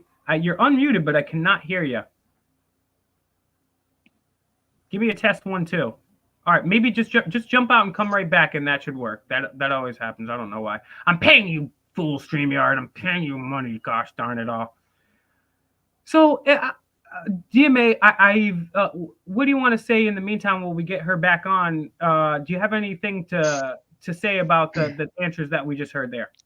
Yeah, that was interesting. She said, "Oh, well, I don't want to go to your house. I don't know you," and that's very true. One thing that I think is important is if like a girl, like say it's first date or something like that, and somehow it's like if she's meeting at your house or something like that, what you can do is um, you get her and you say, "Hey, I'm still getting ready or something. Come in real quick and then we'll leave." And then so she comes into your house And so like she gets familiar with your house. You're not staying there and hanging out, but you want the house lit up. You don't want it like dark like a dungeon in there. You want it to feel welcoming. Mhm. And so she comes into your house and, she sits on your couch or something like that and you're doing something and okay, let's go. And then that you can maybe kind of show her around like just for 5 minutes. You don't want it to be uncomfortable because it's kind of unknown for her. But then at the end of the date, now she's familiar with your house. So now like going to your house isn't like this weird, like unknown forbidden thing, right? Because Mm. she's been there. So it's kind of like something that's familiar. So she's more likely to want to come back to your house after she's already been there, even if it's just for 5 minutes. Yeah, but I'd always want to meet in a public place first. Right. I'm just saying like it's always good to get your girlfriend or girl you're dating to be somewhat familiar with your house if she just comes in even for a few minutes. It's kind of just like a social dynamic of just social psychology of what people respond to. And I would add on to that too. Make sure you clean up your veiny dildos and takis from the floor because Yeah. I invited a lady over and she was like, "What is this big purple thing?" And I was like, "Excuse me, my eyes are up here." Right. So yeah, you want to keep yourself clean. And I would also recommend that for gentlemen also too. Like, yeah, sure, there's gonna be some girls that they're for the streets or whatever, and you're gonna want to just say, "Hey, whatever, cool, come through my crib." But if you're serious about dating a girl and you have good intentions with that girl and you want to have a relationship, ask her to meet you in public. It'd be at least somewhat gentlemanly. I'm not saying to be a cuck and to be, bowing down and, but also, you want to. It's just not. It's if you really want to date somebody. Honestly, if a girl comes to your house the first day, that's not somebody I would date or marry, anyways. Jacqueline, thank you. Let's see if we can hear you. Are you there with us? Hello, can you hear me now? Loud and clear. Awesome. All right, All cool. right, perfect. All right, so I'll ask the questions again.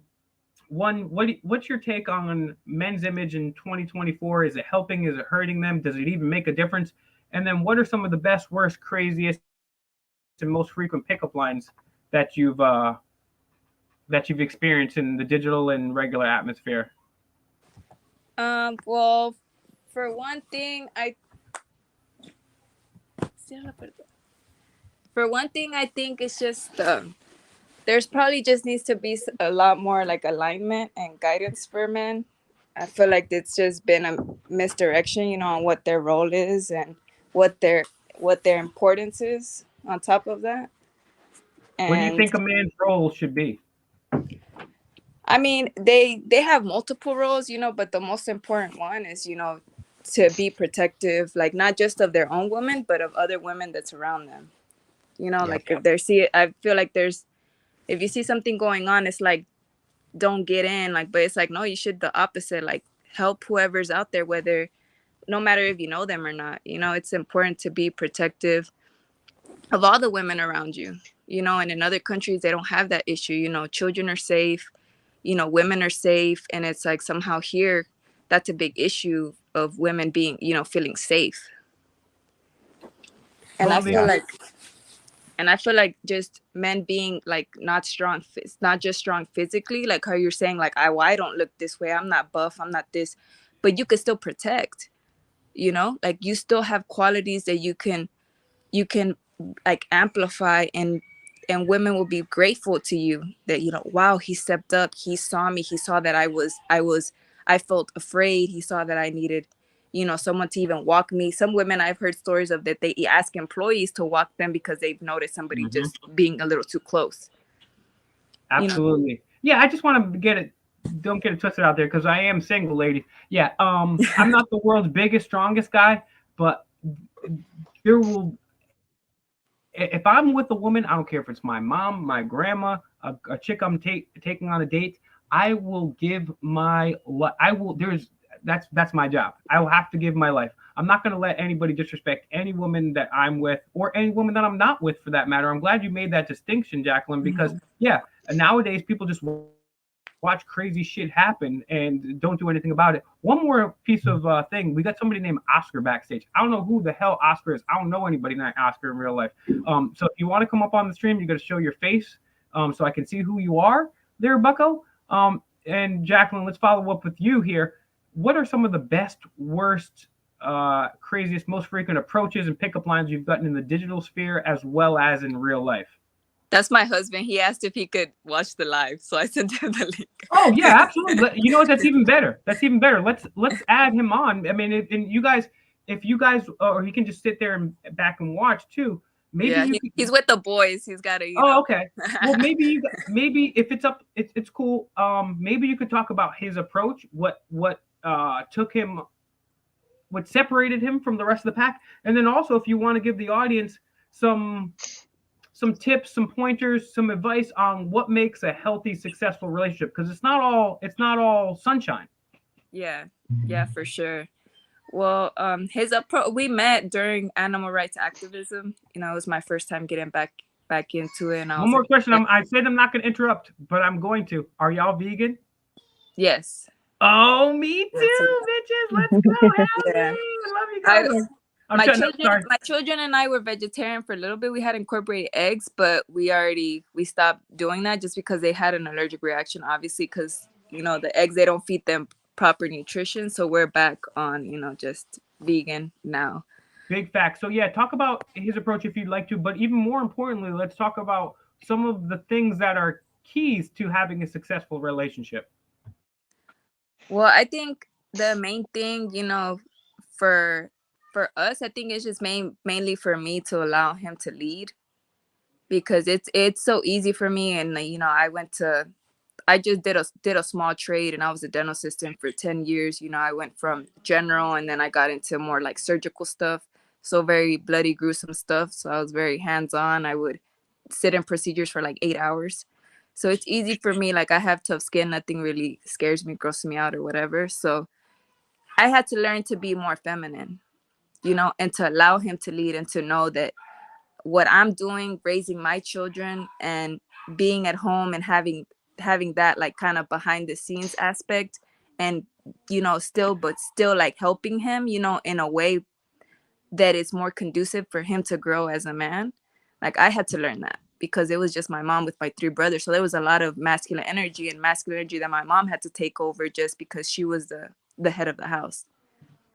Yeah, what you said is so interesting, and I want to expand upon that, and I know DMA does. However, Bola, who is an author, a researcher, a lecturer, and incredibly awesome and smart, and she'll be coming on the show very soon to just profile her book and her experience. She has to go, so please, Bola, if you could promote your book 3 times. It's Daily Soul Bites book, Daily Soul Bites, B-Y, it's with a Y, it's bites. Daily Soul Bites book, Daily Soul Bites book, Daily Soul Bites book. If you could go ahead and promote that, let people know where they can find you. The links will be in the description. Thank you very much for coming. You definitely, I mean, even before I invited you on, you had already won me over. But today, I mean, you're exceptional, and I'll be purchasing your book. I hope everybody in the chat does the same. But any final thoughts, take as much time as you want, and please let people know how they can donate to you, purchase your book, and find out more information. Thank you so much, Will. Thanks for having me.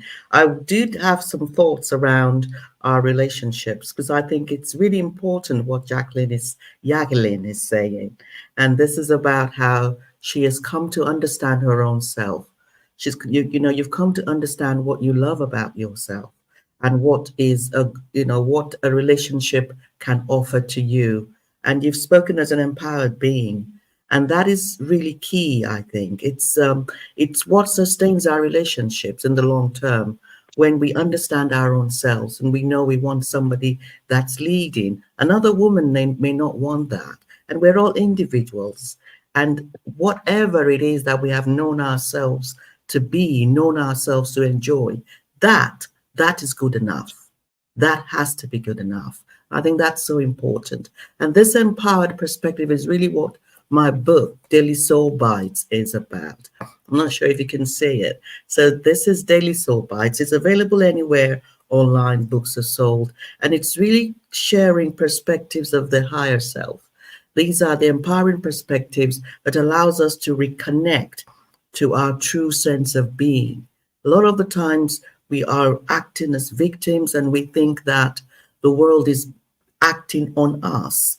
But we are actually the ones that can decide the types of relationships we want, the types of food we want, the types of lifestyles we want, because we are consciousness itself. We are consciousness itself, jumping into different bodies. The bodies we were when we started this particular show is not the same. I sometimes wake up and I find a mark on myself, and I know that mark wasn't there before.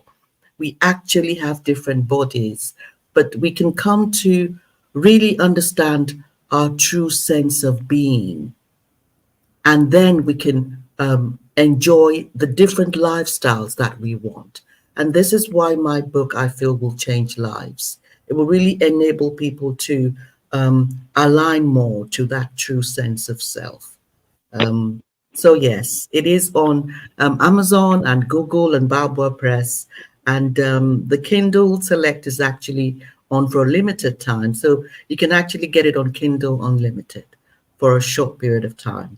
And my website, www.soulspacehealing.com, is where my programs and my energy healing practice can be found. Thank you very much. My pleasure. I hope everyone goes and supports. The links will be in the description.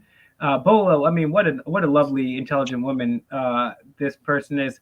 And I mean, if I hope my goal is to get rich enough one day so that I can just listen to Bola's audiobook to fall asleep, because she has the most amazing voice. She should be doing radio. My mom always said, "Hey, Will, you got a face for radio," and hey, suck it, I'm here on YouTube, Mom. But in all seriousness, yeah, Bola is an amazing person. I hope you guys all go out there and support. And hey, just to piggyback on what she said, we all wake up different. I mean, I woke up today with a couple bumps and rashes on me, and I was a little concerned. I went to the doctor. He said it's anal herpes. Okay, it was weird. I don't. He said, "Don't put hot dogs down there, buddy. You're vegan." Okay. In all seriousness, DMA, Yaquelin, bye, Bola. Thank you very much. We'll be in touch with you soon. Yaquelin said something very interesting, and then Bola compounded upon that. She said, I let my man take the lead and I got into my feminine. DMA, I'm going to let you take the floor because anybody that doesn't know, I had kidney stones about 5 times. So I pee like every 15 minutes. I should just get like a bag to just pee. But I haven't. So I would like, DMA, your opinion on that. And if you could throw to the panelists and get your takes on that, whether they agree or disagree. And I'll be right back. I'm just going to run to the bathroom. Thank you, DMA. I love this guy. I'm just going to sit here and adore him. See these lashes? DMA, you're muted. What was DMA, that you're muted. lady's website? Can you put the lady's website in the chat? Yeah, as soon as I come back, yeah, who are my moderators? I haven't even paid attention to the chat. Sorry, guys, I love you. If you're just joining, like, share, and subscribe. We're on multiple platforms right now. Leave me a comment. It helps in the algorithm. Share this video. Geez, I mean, they deleted our first couple channels, and we're almost back at 20,000. We've got hundreds of millions of views on the internet, and we're not unboxing kittens here. We're rolling up our sleeves and doing cool stuff here, folks. So please like, share, and subscribe to the videos. I'm also going to be putting everybody's links in the description to this video. So I want you guys to check out Alexia. I mean, she's doing amazing work. She's helping these foster kids. And then we got Bola. I mean, cheese and crackers. She's like the Oracle from the Matrix squared, right? We got these amazing panelists, and I mean, I'm learning so much. So yeah, guys, all the links will be in the description. Please support. And when you do support these people on Cash App or the charity or the business, or subscribe to the YouTube channel, let them know that the Fake as Fall mics sent you, so that we know we're having an effect. So DMA, yeah, please, let's piggyback off of what Yaquelin and Bola just said, and I'll be right back. Thank you, sir. Still muted, bucko. I'm going to try to unmute you. Hold on. There you go. I forgot I was muted. Is it Yaquelin or Yaquelin? Yaquelin. Oh, Yaquelin. I go Okay. by Jack for short. Depends how many drinks she has. Yeah. Yaquelin. Yeah, what you said actually really resonated with me. You said that you had to learn how to let your man lead, and I think that's really important. And like Bola said, there's someone for everyone, and there's a different dynamic for everyone. It's not one size shoe fits all. And but I think for the majority, that's really important. I think that's important for men too, is when women let the men lead. And like when the men lead, it's not that, like the men are superior. It's that there's a leader and a follower, right? In every dynamic, there can't be two leaders, and that's a good thing too that you said, is that I had to let him lead. And that's the thing, is like, when, like for me as a man, when I want to lead in the relationship, the woman is letting me lead. It's not like I'm coercing her into being submissive to me. It's voluntary, because she is aligning with me, because she believes that I am the best selection for her to lead her and maybe the offspring or whatever into abundance. So I think that's really important, that that people do that and kind of realize that, there has to be a leader and a follower. And I think it's a good dynamic, because like what Bola was talking about earlier is duality, right? So we live in a 3D physical reality, which is dualistic by nature. So you have up and you have down, left, right, me, you, here, there, hot, cold. So everything has a duality, or as Einstein would say, the theory of relativity, right? One thing is always relative to the next. So you can't just go so far right that there's no more left. There's always going to be left. So to have that equal balance is really what helps relationships be strong, I believe. And it because you have the masculine energy and then the feminine energy, and together it creates this balance. So that really struck a chord with me. It's Chantelle. Sorry, I wasn't paying attention. Chantal. Chantelle, what do you think Yeah, about that? Chantal. I think that physical attraction and physicality plays a big role in someone that you want to spend the rest of your life with. But I think personality tops that. What And do you I think about the think, leadership, though? There being a leader, like the men leading and the women follow. I don't think that it needs to be like that. But okay, so I did a project when I was living in Ireland on gay marriage, and I was asking people outside of the library in Limerick what they believed about gay marriage and gay adoption, and people were not really for gay adoption, but they didn't really care too much for.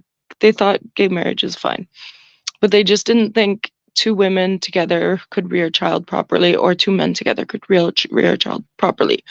But because I did my double major in history and sociology, and um, I found in studying about it that one does usually take on a more masculine role, and one takes on a more feminine role, even when it's two women or two men. So yeah, there are dynamics, I would say, but I think for me, I like things to be even. Like if he makes dinner, I do the dishes. Uh if I make dinner, he does the dishes. And if like I make dinner and he's like, I don't want to do the dishes, he better be giving me a massage while I'm doing the dishes. That's my Right. rule if I'm in a relationship with someone. Right. Or I could just do the dishes. Either way, you're doing some work, right? You might as well just do the Yeah. dishes. Yeah. So, So it's like, uh, I yeah, don't I got know. you. I wanted to briefly interject here. One, like, share, and subscribe. Let's see. We got Humble Apple Crumble. We got Augustine G. Let's get your questions in here from the chat. Make sure you're liking, sharing, subscribing. I'm gonna let DMA take back this back over control. I'm sorry for interrupting, but just a quick question to the ladies on the panel. Asking for a friend, definitely not me. Is cooties a deal breaker? Cooties, deal breaker, yes or no? What? Cooties, if you don't have your cootie shot, is cooties a deal breaker? Because I got to the second circle and I didn't get the dot. That's what I'm Right. gonna. That's what I'm gonna start calling the. You know what? Don't say that word. This. If you know what this is, never say it on my channel. But that's what I'm gonna start calling it. You can get the circle in the circle, but unless you get the dot, you ain't fully. All right, I'm shutting the hell up. And DMA continue, and I'm gonna fall back in line Oh, here. yeah. I don't know. I Did don't know we how did we much you get know. did we get Adriana's take on and so the way I kind of alley-oop DMA is it the proper role that a man should lead? And I think that's what the line of questioning you were going with. Adriana, Yeah. would you agree or disagree with that assessment? I know she's got a whole bunch of stuff going on over there. Would you think that the man should lead in the relationship, or would you disagree with that premise? Personally, growing up, I was raised with my grandparents, and they both took on the role more so because my grandma was in a wreck, so she wasn't really able to help a whole lot like she used to. So she helped maintain the household, and he would go to work. He would work long hours. He'd come home and he would help her. And if she didn't feel like cooking or she wasn't able to cook that night, he would cook and he would do the dishes. So he would clean as he would go. And then, of course, they would take turns. So like if he wasn't feeling good, she'd cook, she'd clean up the house, and then he would try to do what he could just around. Because I guess with me and how I view it, I honestly think that it. I feel like it's kind of both. I don't necessarily think that it should always be on a man to lead. I think it's because it is a partnership. Unfortunately, like if there is no communication, with one another, there's no way that a man is going to be able to lead without his woman giving him input and vice versa. Because, goodness, because unfortunately, like nowadays, again, women are so independent and guys just seem to be female made, where they're just like, oh, take care of me, pamper me, it's time for the roles to switch. And it's just like, okay, so what happened to, because everybody is so huge on the gender roles. Women used to take care of the household, or they need to take care of the household, and men need to work. And now it's like, oh, well, I don't want to work. I think it's a 50-50, and I think you should pay half the bills and I should pay half the bills, whether or not we have kids or whatever the case may be. So me, I think honestly, I'm pretty much for both, because you can't do one without the other. Because a relationship, a relationship is just, it's not going to work. Because Do we got anybody that speaks Spanish here right now? Sí, yo. Okay, Yaquelin, can you translate this for me? Because dile, por favor. Que cómo se abre un carro que se le quedó la llave adentro. The Say that again. La llave se quedó adentro. key inside. Say again, Yaquelin. Somebody left the key inside. You left the key in your crib. Sí, pero sí, que ellos no lo pueden abrir. Ellos no You pueden can't, and she can't open her Yeah, house. she can't open it. Okay, cool. DMA, I'm gonna just open the door real quick, and Yeah, I got it.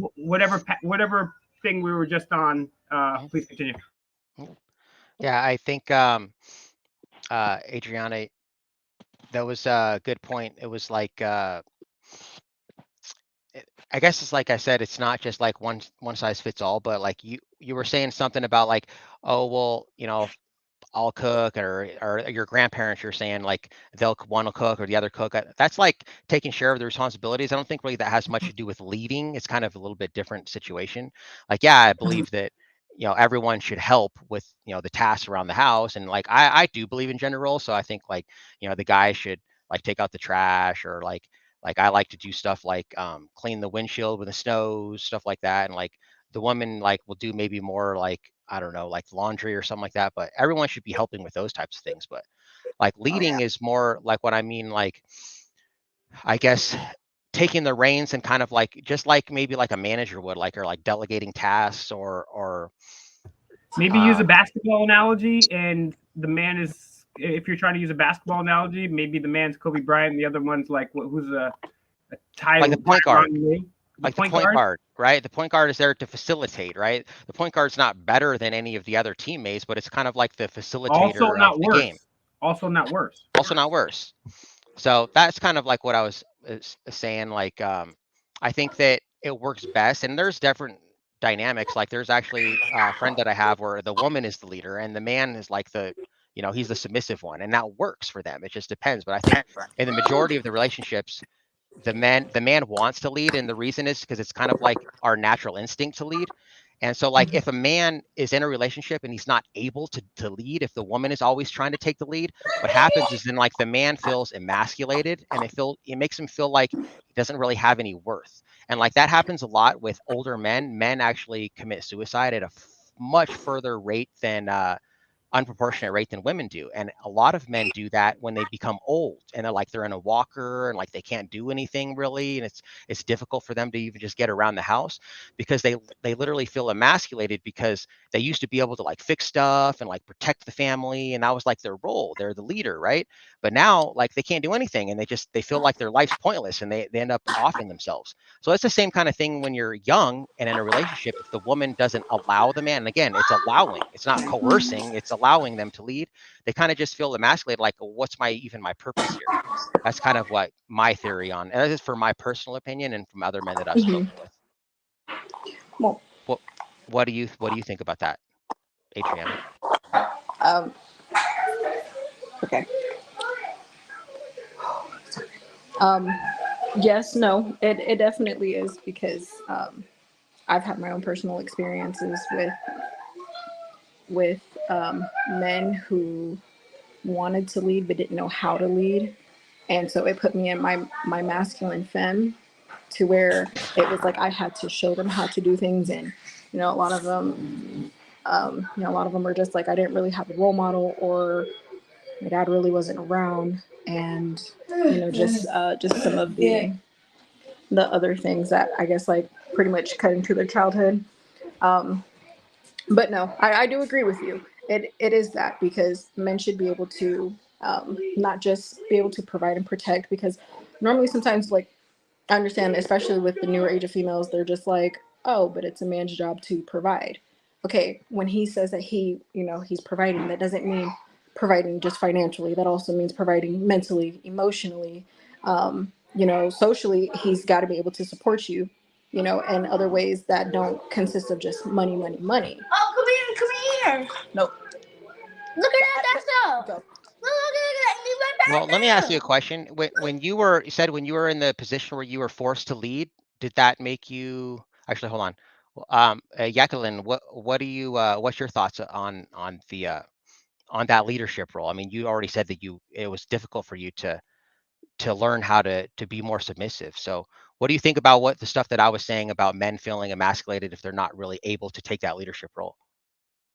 Yeah, I think it does kind of, strike a chord, like you said. Like then they're like, "What's my role? Like, what's my purpose in life?" And it's just as simple as like, like kind of asking your partner, "Hey, can you open this jar?" Like it's as simple as that. Little things like that. And like I like the example that you gave earlier, and which I've given that to my husband as well. I'm like, you're the boxer and I'm your coach. Like I don't want to do it, but I know how to do it, but I'd rather Yeah. you do it. I'd rather you take control of that situation. I'd rather you go into that ring versus me going in there. And on top of that, men get paid more realistically because in society it's still the man gets paid more because he is a provider. Like that doesn't change if women go to work or not. Like they're still like they still get paid more. Like yeah, do I think it's fair? Probably not, but men that are wealthy aren't looking for other women that are wealthy. Like Yeah, exactly. or more. Like they're looking for somebody that's very soft, that's very gentle, fragile, like someone that's meant to be like taken care of, and they want to be, I want to take care of you. I want to conserve all that feminine energy and I want to protect you. Mhm. And that is what gives them a sense of purpose. Yep. Yeah, absolutely. That's great. Like men will literally date women we call I've mentioned before survival and replication value, and women look for survival value, like that leader of men, masculine energy, able to provide, setting healthy boundaries, and then men look for replication value, which is like health indicators, youth indicators. So like you said, men aren't looking for a woman that's like a strong woman or like a bad bitch. Like they are looking for someone soft, and men will date down. Like men will date a woman that's at McDonald's. He doesn't care about that, and women typically, not all women, but they don't do that. They don't want a guy that works at McDonald's. So, and you said like something that was really great. You said sometimes just as simple as can you open this jar for me? And that really does give men like a sense of purpose. Like it really does make us feel good. And if you want a man, like let's say there's a man and like if the marriage is crap and it's a sexless marriage and the woman's the boss and like you could tell the man just like hates his life, but like he's in the marriage because for the kids or whatever. And if you ask that man, if you just go over there and you ask him, he's sitting on the couch watching his game or whatever, hey, my lawnmower's been messed up. Could you take a look at it? Can you show me how to fix this lawnmower? Like all of a sudden his eyes will just like go up and he'll be happy. Like if the child asked him that, or if the woman, even the wife said, hey, can you help me fix this lawnmower? Stuff like that he feels like, oh, he's important. He has value. I can help you fix this lawnmower. Really goes a long way. It's like validation.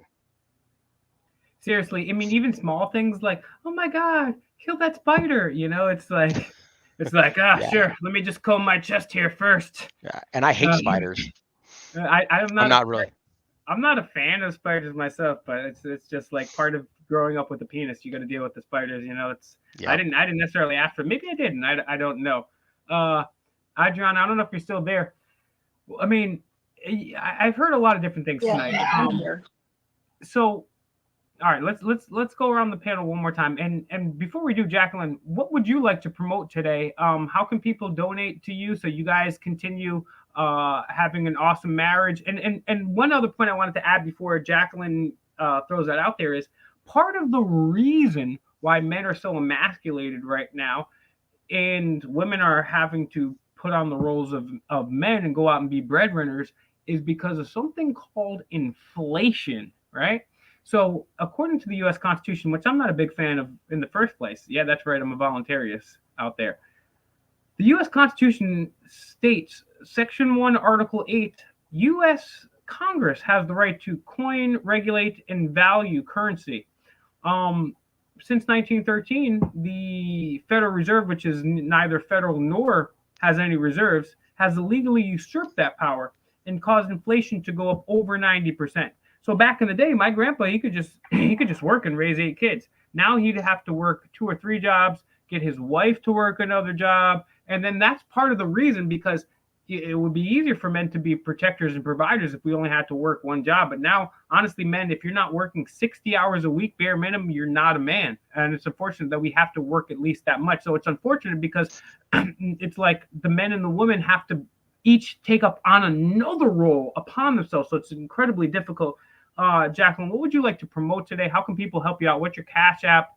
And I'm not sure if you told us any spicy tidbits about advice on keeping a healthy relationship flowing. Because I had to take a pee-pee.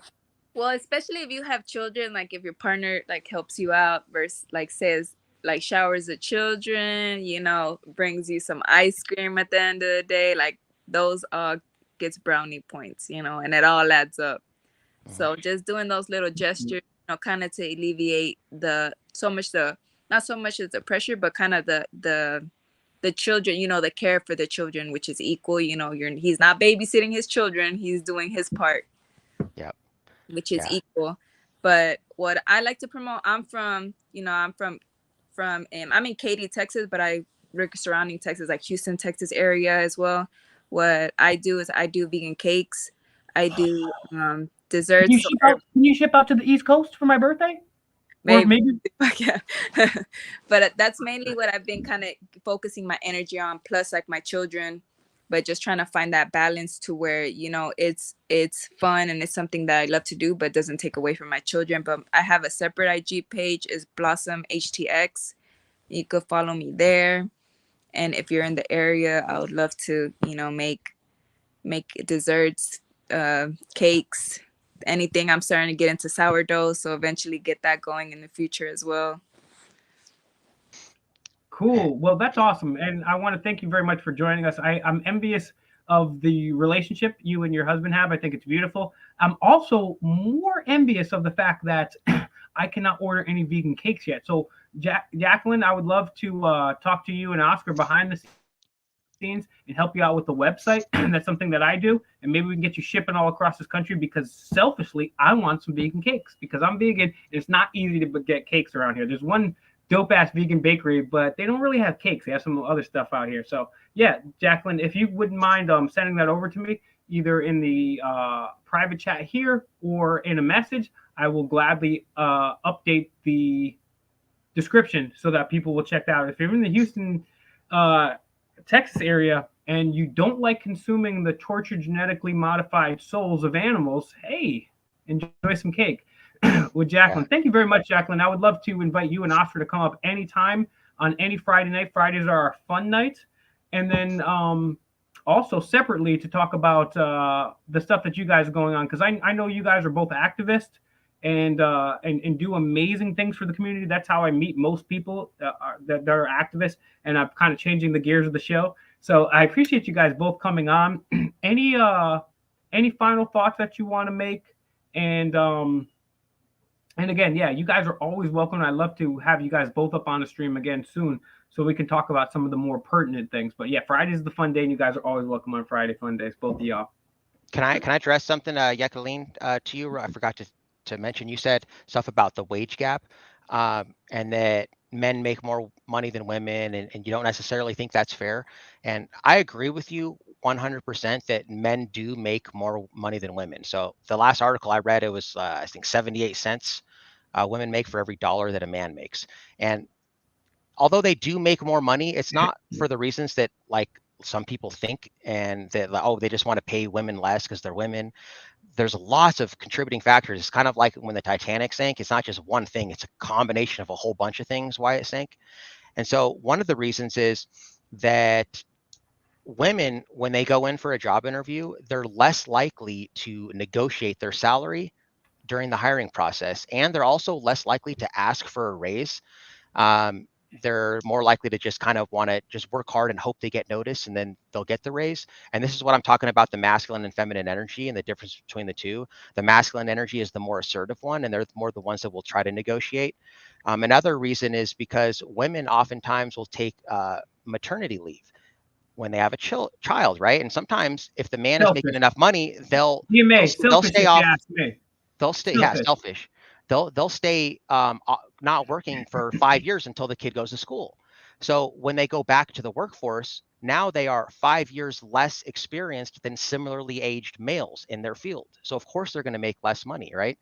They're also more likely to choose lower paying jobs. So like women look at the women dominated jobs. It's like teacher, social worker, like these are jobs that typically make less. Men choose the more high paying jobs, engineers, doctors, construction jobs. Like these are the jobs that are more high paying that men choose, that a lot of times like women don't want to do construction jobs. Also, men are like 5 times more likely to work overtime than women are.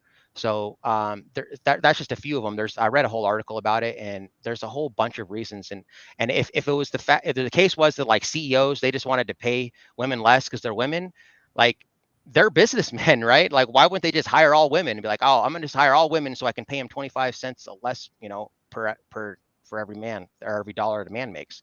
So they think about it, they would save 25% of their labor. They save hundreds of thousands, millions of dollars sometimes, if that was the case. So just wanted to throw that out there. Maybe think you could actually look it up and research that, and probably read a lot of the same articles that I was on the reason why women make less money.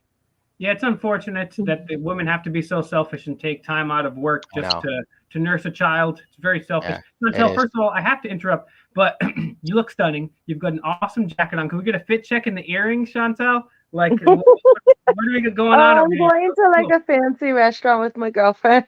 So dope. Okay, cool. They're looking fresh, man. I can appreciate it. I did runway modeling in this dress before. So someone had made it for me. Is it animal fur? This one? No, it's like faux fur. It's not real. Okay, good. Because I'm vegan. You know what I'm saying? I hope you didn't exactly choke out a bunch of pink squirrels for that, because it looks lovely. I don't want to misrecommend it. So, yeah, you guys are going to have an awesome time. Thank you. Chantelle, because you popped out for a second there, well, do you think it's the men's role to lead, or would you prefer to lead, or do you think it should be a 50-50 partnership?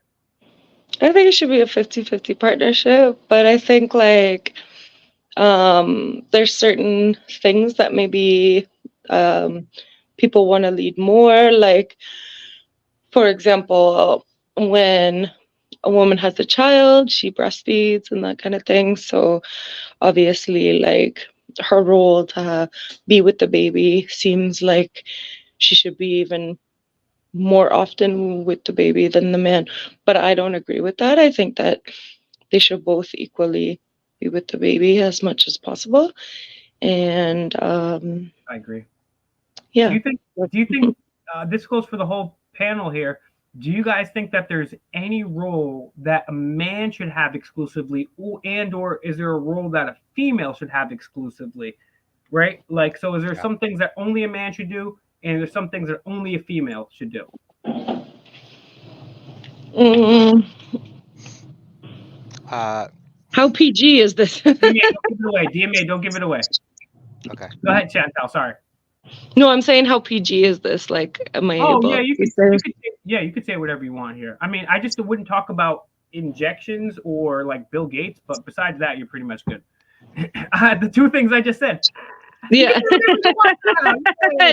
And it didn't turn off, so no, but like I don't know, like some people want a more dominant partner in the bedroom, but like it's not necessary, but it depends on the dynamics, because I Yeah. guess sometimes the So, person that what you're I'm with is more submissive than the other. Yeah, for whatever reason, I mean, I'm one of those people that I spend a good amount of time in the bedroom, and sure, after 4 seconds is ejaculation, the rest of it's crying. But I spend a lot of time in there, and I'm never thanked for that. But what I'm talking about here is more like, okay, so women say they want everything to be equal, right? But at the end of the day, Chantelle, if you and I are having a hypothetical relationship and there's some goons at the door and they bust in with weapons, I don't expect us to be walking up face like shoulder to shoulder. I expect to be the guy in front and putting my life on the line. I do Muay That's Thai, what- so I expect that I'm going to be kicking the shit out of the people. Wow. I will say this. It's so crazy because the people I've gotten on this panel today are like not only exceptions to the rule, but We're against exceptional the rule. Like, not only do I don't care if a We're man can pushing dig the in, boundaries. this is fascinating. And Chantelle, let me ask you one more follow-up question briefly. Where are you from? Because you have a rather unique accent. Well, I lived in Japan for a long time. I've lived in Ireland, but I'm from Northern Ontario. But I live now in Toronto. Very cool. But I speak Japanese, I speak French, I speak English. Cool. Not to brag, but I speak Pig Latin and Ebonics. And I was actually saying earlier today, I mean, how amazing the people of Toronto are, with the exception of Celine Dion and Justin Trudeau and Justin Bieber. I mean, but I mean, the people of Canada are so friendly. Whenever I go to Canada, there's no trash or gum on the sidewalks. And whenever I approach somebody asking for directions, or if I'm trying to hit on a girl, they'll just sit there and they'll just be like, no, you fool. You're way too disgusting for me. They wouldn't even say that. They'd be like, no, I would never give you my number. But they'll really stop and talk to you. The people of Canada are amazing and friendly. I love it. And you speak Japanese. Quite interesting, Chantelle. We're gonna have to have you for another interview, or maybe a biopic documentary. It sounds like you could be a spy. My IG is glam, GLAM, agent 28, AGENT 28. Ooh, I have 55 songs on all platforms. I'm a hip hop artist and I'm writing a novel. I have a lot of things going on. All right, I'm going to ask you a few more follow-up questions. First of all, glam agent. Yeah, I thought you were a spy. Okay, what state are you from? Now, more important question than that: top 5 dead or alive hip hop MCs, and we're gonna go around the thing. Oscar, I hope you're listening to this one. I want Oscar to listen to this one. The best ones that ever lived. Yes, top 5 dead or alive from Chantelle. You're a hip hop artist. Okay, Snoop Dogg is probably my number one. I love Eminem. I grew up listening to Eminem all the time. I would say Tupac and Biggie. You have to add them.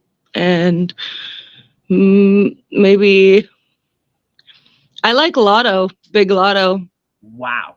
I'll tell you what, this is one of the more fun streams I've had because literally my lane is I like delve into unexpected shit, and this has been unexpected for me. Like I've never heard a top five like that in history, and that's interesting. And I'm gonna check out your music because those are so. Chantelle, if you wouldn't mind sending me over again all of your links, I'm gonna promote your music, your Instagram. Oh, thank you. That's the least I can do. And then when you come up, when you're dropping a project or anything like that, please come to me. I'll promote the shit out of it, and I'll also put you on with other people too. To promote Thank you. God bless you. You're always Thank you so welcome. much. Your name's Will. Thank you for You can having call me me on. Will. You can call me Mike or Fake Mike, whatever you want. You can call me Shirley. Just don't call me late for dinner. Fraudulent Oscar, Mike. fraudulent Mike. You can call me the fraudulent Michael. That's if you want to. If I'm either in trouble or if it's fancy, fraudulent Yeah. Michael. It's one of those two. Oscar, top five dead or alive. What say you? You're muted, brother. What do you think? Who are the top five best MCs of all time? He's muted. Yaquelin, do you know what his favorite top five MCs are? You should know your man's musical taste. Oh no, he All right, had who's his, he who's has his some favorite? old he has some old school taste, like old school, We like like old school with like some Zapp and Roger or something like that. George Clinton. What's old yeah, school to you, Yaquelin? like more like. But it's just like songs in Spanish, music in Spanish. Like it's Okay, just so are we talking about like old school like my boy Biko C? Are we talking about old school like Don Omar? Are we talking about older than that? Like what are we talking about? Are we don't talking know más. Don't Okay, know más. okay, okay. Look, there he goes. He's got a. What's up, guys? Yo, What Oscar, up? thanks for joining us, man. Of Congratulations on a successful. Yeah, so Biko C, is he the best of all time? And who are the in let's say reggaeton, Spanish rap, and American hip hop? Who are the top five all time? Tego Calderon. Okay, Another one is Don Omar, of course, he's up there. okay. And then I like Wu-Tang Clan. Ah, I love this man. I love this man. And then Don't get jealous, DMA. Who else? Shit. I like some Pink Floyd too. Okay. You know? So, and then I also like Korn. I don't know if y'all guys heard of Korn. Yep.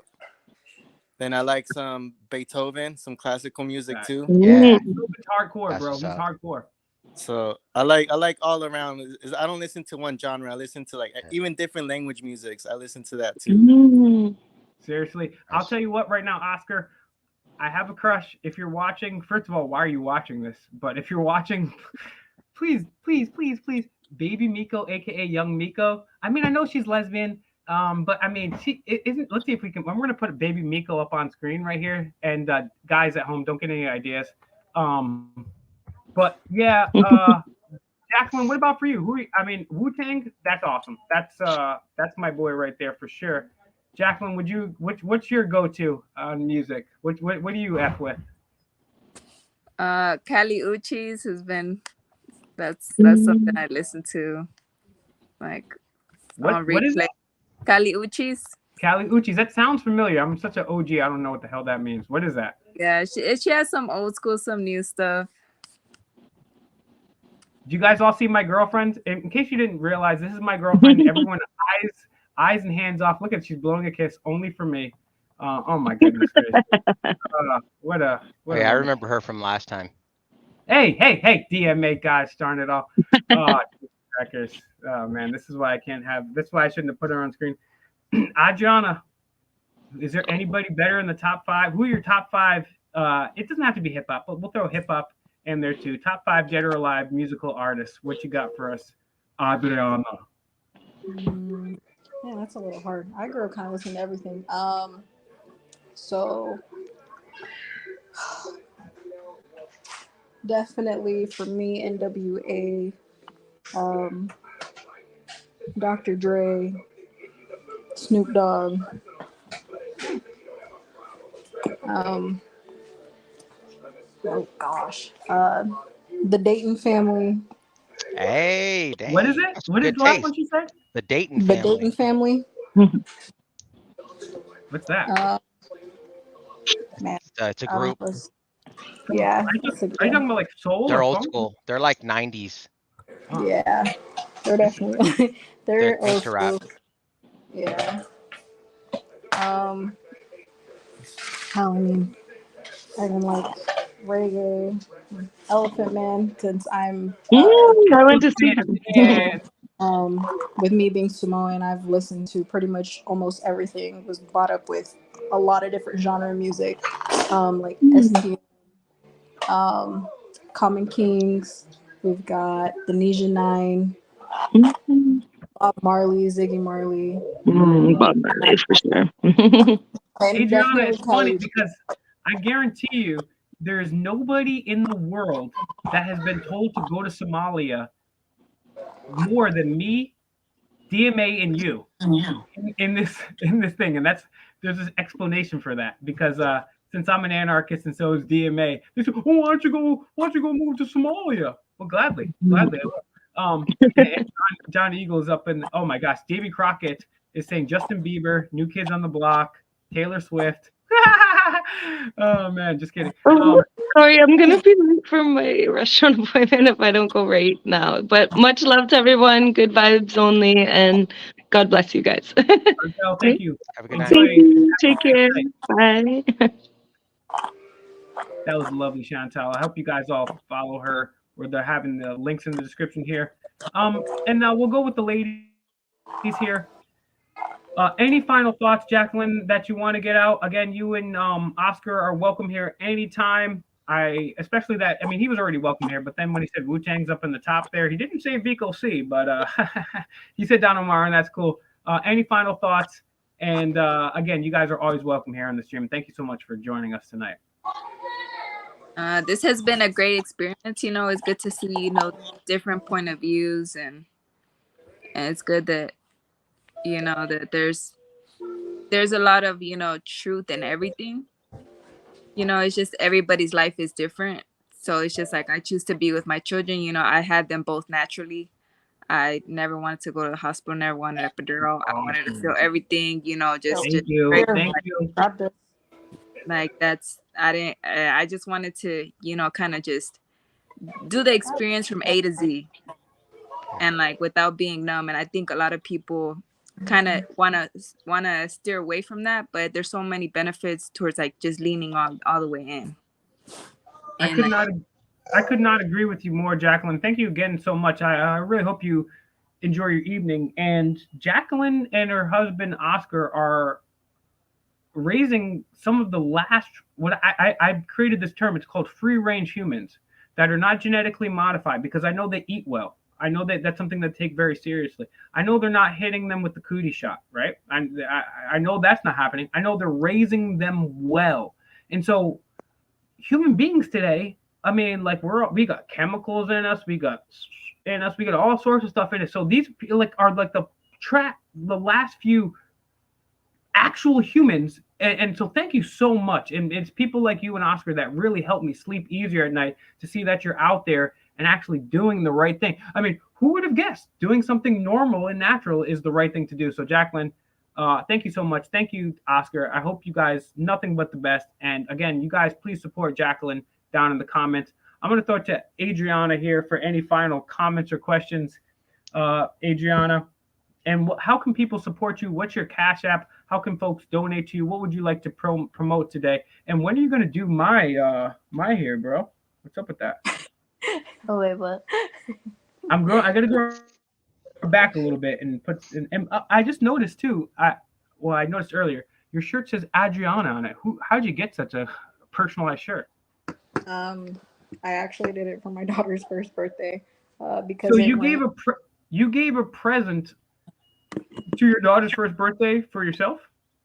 No, me and all 7 siblings did personalized shirts. So we all had our names and we all had numbers. So because she's number 7, she's the last of them, we pretty much put all our names, and I put all their handprints pretty much on my shirt.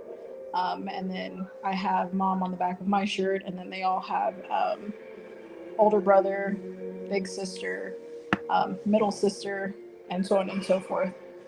So that's pretty much That's cool.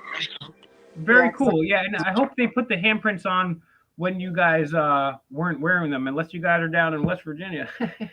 Adriana, how can people support you? What's your Cash App? What would you like to promote today? And thank you very much for coming on the screen here. Thank you for having me. Granted, it was so last minute, but it's okay. Honestly, right now, I don't think I have anything to promote. Um, just What's your Cash App, bro? I don't have Cash App. What's your PayPal? I don't have PayPal. All right. Well, next time you come up, we're gonna. I'll tell you what. Everyone, it's my Cash App. It's in the description. Everyone donate to me, and maybe I'll give some to Adriana. Just kidding. Adriana, I really appreciate you coming on. I'll be talking with you in the future here, behind the scenes. Very much appreciate it. Let's see what that head looks like when you're all done, and well, let's finish up here with DMA because DMA is the bro, and I appreciate DMA. He's been like he's been the road dog with me recently, and I love how we complement each other with the red and blue. I love it. We got the balance. So yeah, man, it's cool. We're gonna start. Like I told you, behind the scenes, it's been a hard pivot from confronting police and politicians to doing this, but I'm going to continue along this lines. Every week we end up having more and more success as doing that. We're going to continue up along that lines.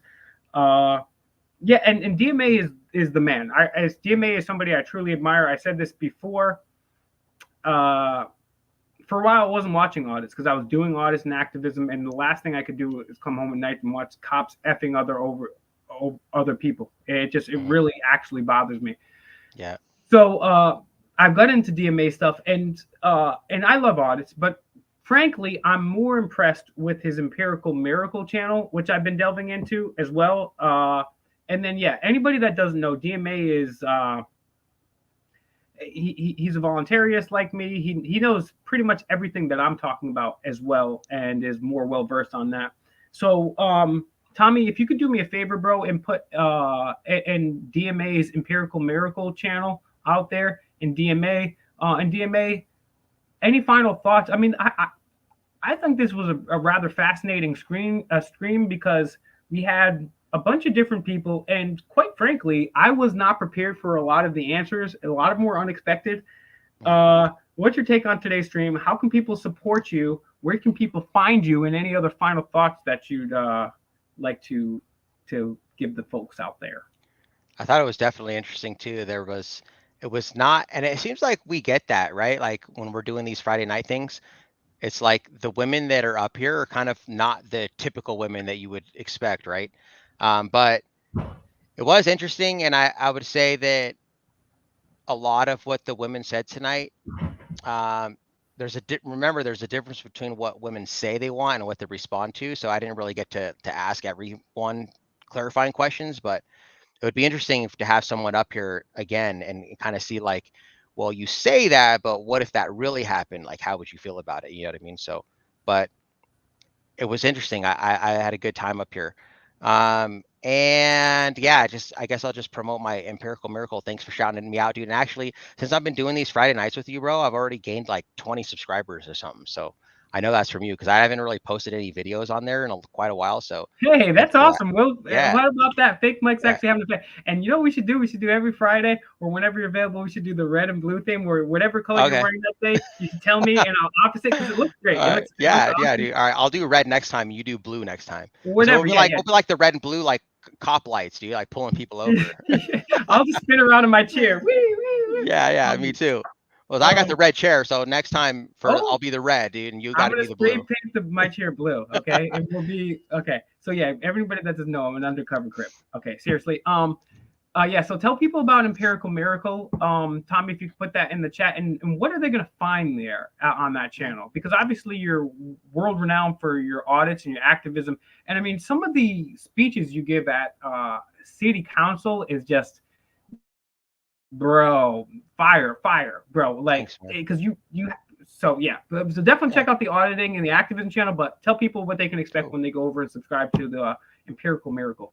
Yeah, I've been trying to like do some more of that kind of stuff, and I know it doesn't get as many views, but I mean, really, my ultimate goal with the activism has never been to do audits. It's something that I kind of just fell into, and Yeah. wanted to make a change. And I always wanted to use the auditing when I started to, grow as like to get my foot in the door to what I really want to do, which is more of like the Adam Kokesh stuff. And so like I really want to make a change, and that's why I'm starting to do like this public comment stuff, and I want to do something else besides just audits. You know what I mean?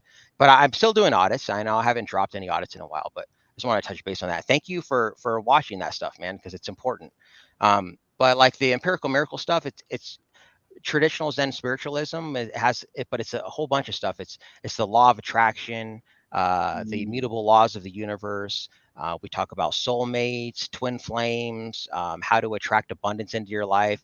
We talk about just social dynamics and stuff like that too. Sometimes, like we were talking about up here, like the what your purpose in life is, which is essentially from a 3D standpoint, is to survive and replicate. So we talk about all kinds of stuff like that. So if anything like that interests you, check it out. There's lots of good stuff up there. I actually was planning on doing a panel coming up hopefully soon with Good Guy Activism. So he's into spirituality too. So we're going to do a little collaboration. So there is some new content that's going to be coming up, but a lot of the stuff's kind of old. But it's not a very big channel, so you might probably haven't seen too much of it. So there is a lot of good information on there, and I kind of just basically came into my spiritual awakening by meeting my twin flame, and I explain all that stuff on there too. A lot of people probably don't even know what a twin flame is, but that's basically what it is. It's really just it's not really much like tarot, but I kind of am influenced by tarot. So, but yeah, that's what it is, man. That's what it is. Thanks. Yeah, and big shout outs to Good Guy Audits. He's a good friend of mine behind the scenes. He's an amazing, amazing activist, and you know, he's just a dope dude. Honestly, the two people I allow on this stream that have testes are you and Good Guy Audits. Well, because he's a model. He's a male model, right? Yeah. I mean, that's what it is. I mean, I'm only here because it's my show, but stay tuned, guys, because guess what? I know it's been difficult, but we're going to get more and more panelists up. We're going to have more and more females and some commenters up. We're really going to do this. This is going to be Fridays. I appreciate you believing in me, DMA, because at first, it's not an easy thing to do to transition to from one thing to a completely different dynamic, but we're going to do this. We're also going to be next Friday. We're going to have a magician come up. We're going to continue these conversations because I do truly feel that they're important. And so we're going to be building upon this. So again, guys, go subscribe to Denver Metro Audits. That's Denver Metro Audits, Denver Metro Audits. Let them know that the fakest of all Mikey sent you. Give him a comment that helps algorithmically, helps him grow. Because all it takes for triumph is for good men, women, trans, and people who do not identify or identify something else to do nothing. And I'm not having it. I'm doing something. I'm not going to bend over and put Vaseline on my poop hole so that these guys can continue to do what they want to do. I'm going to support DMA. I'm going to learn what's going on over there at Empirical Miracle. And I'm never going to give up. I'm going to keep doing the same things that I always do. And it's going to be without a teleprompter, without makeup. It's going to be a good old snapback and a fake mic.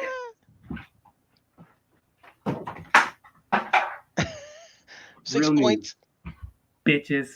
Peace out.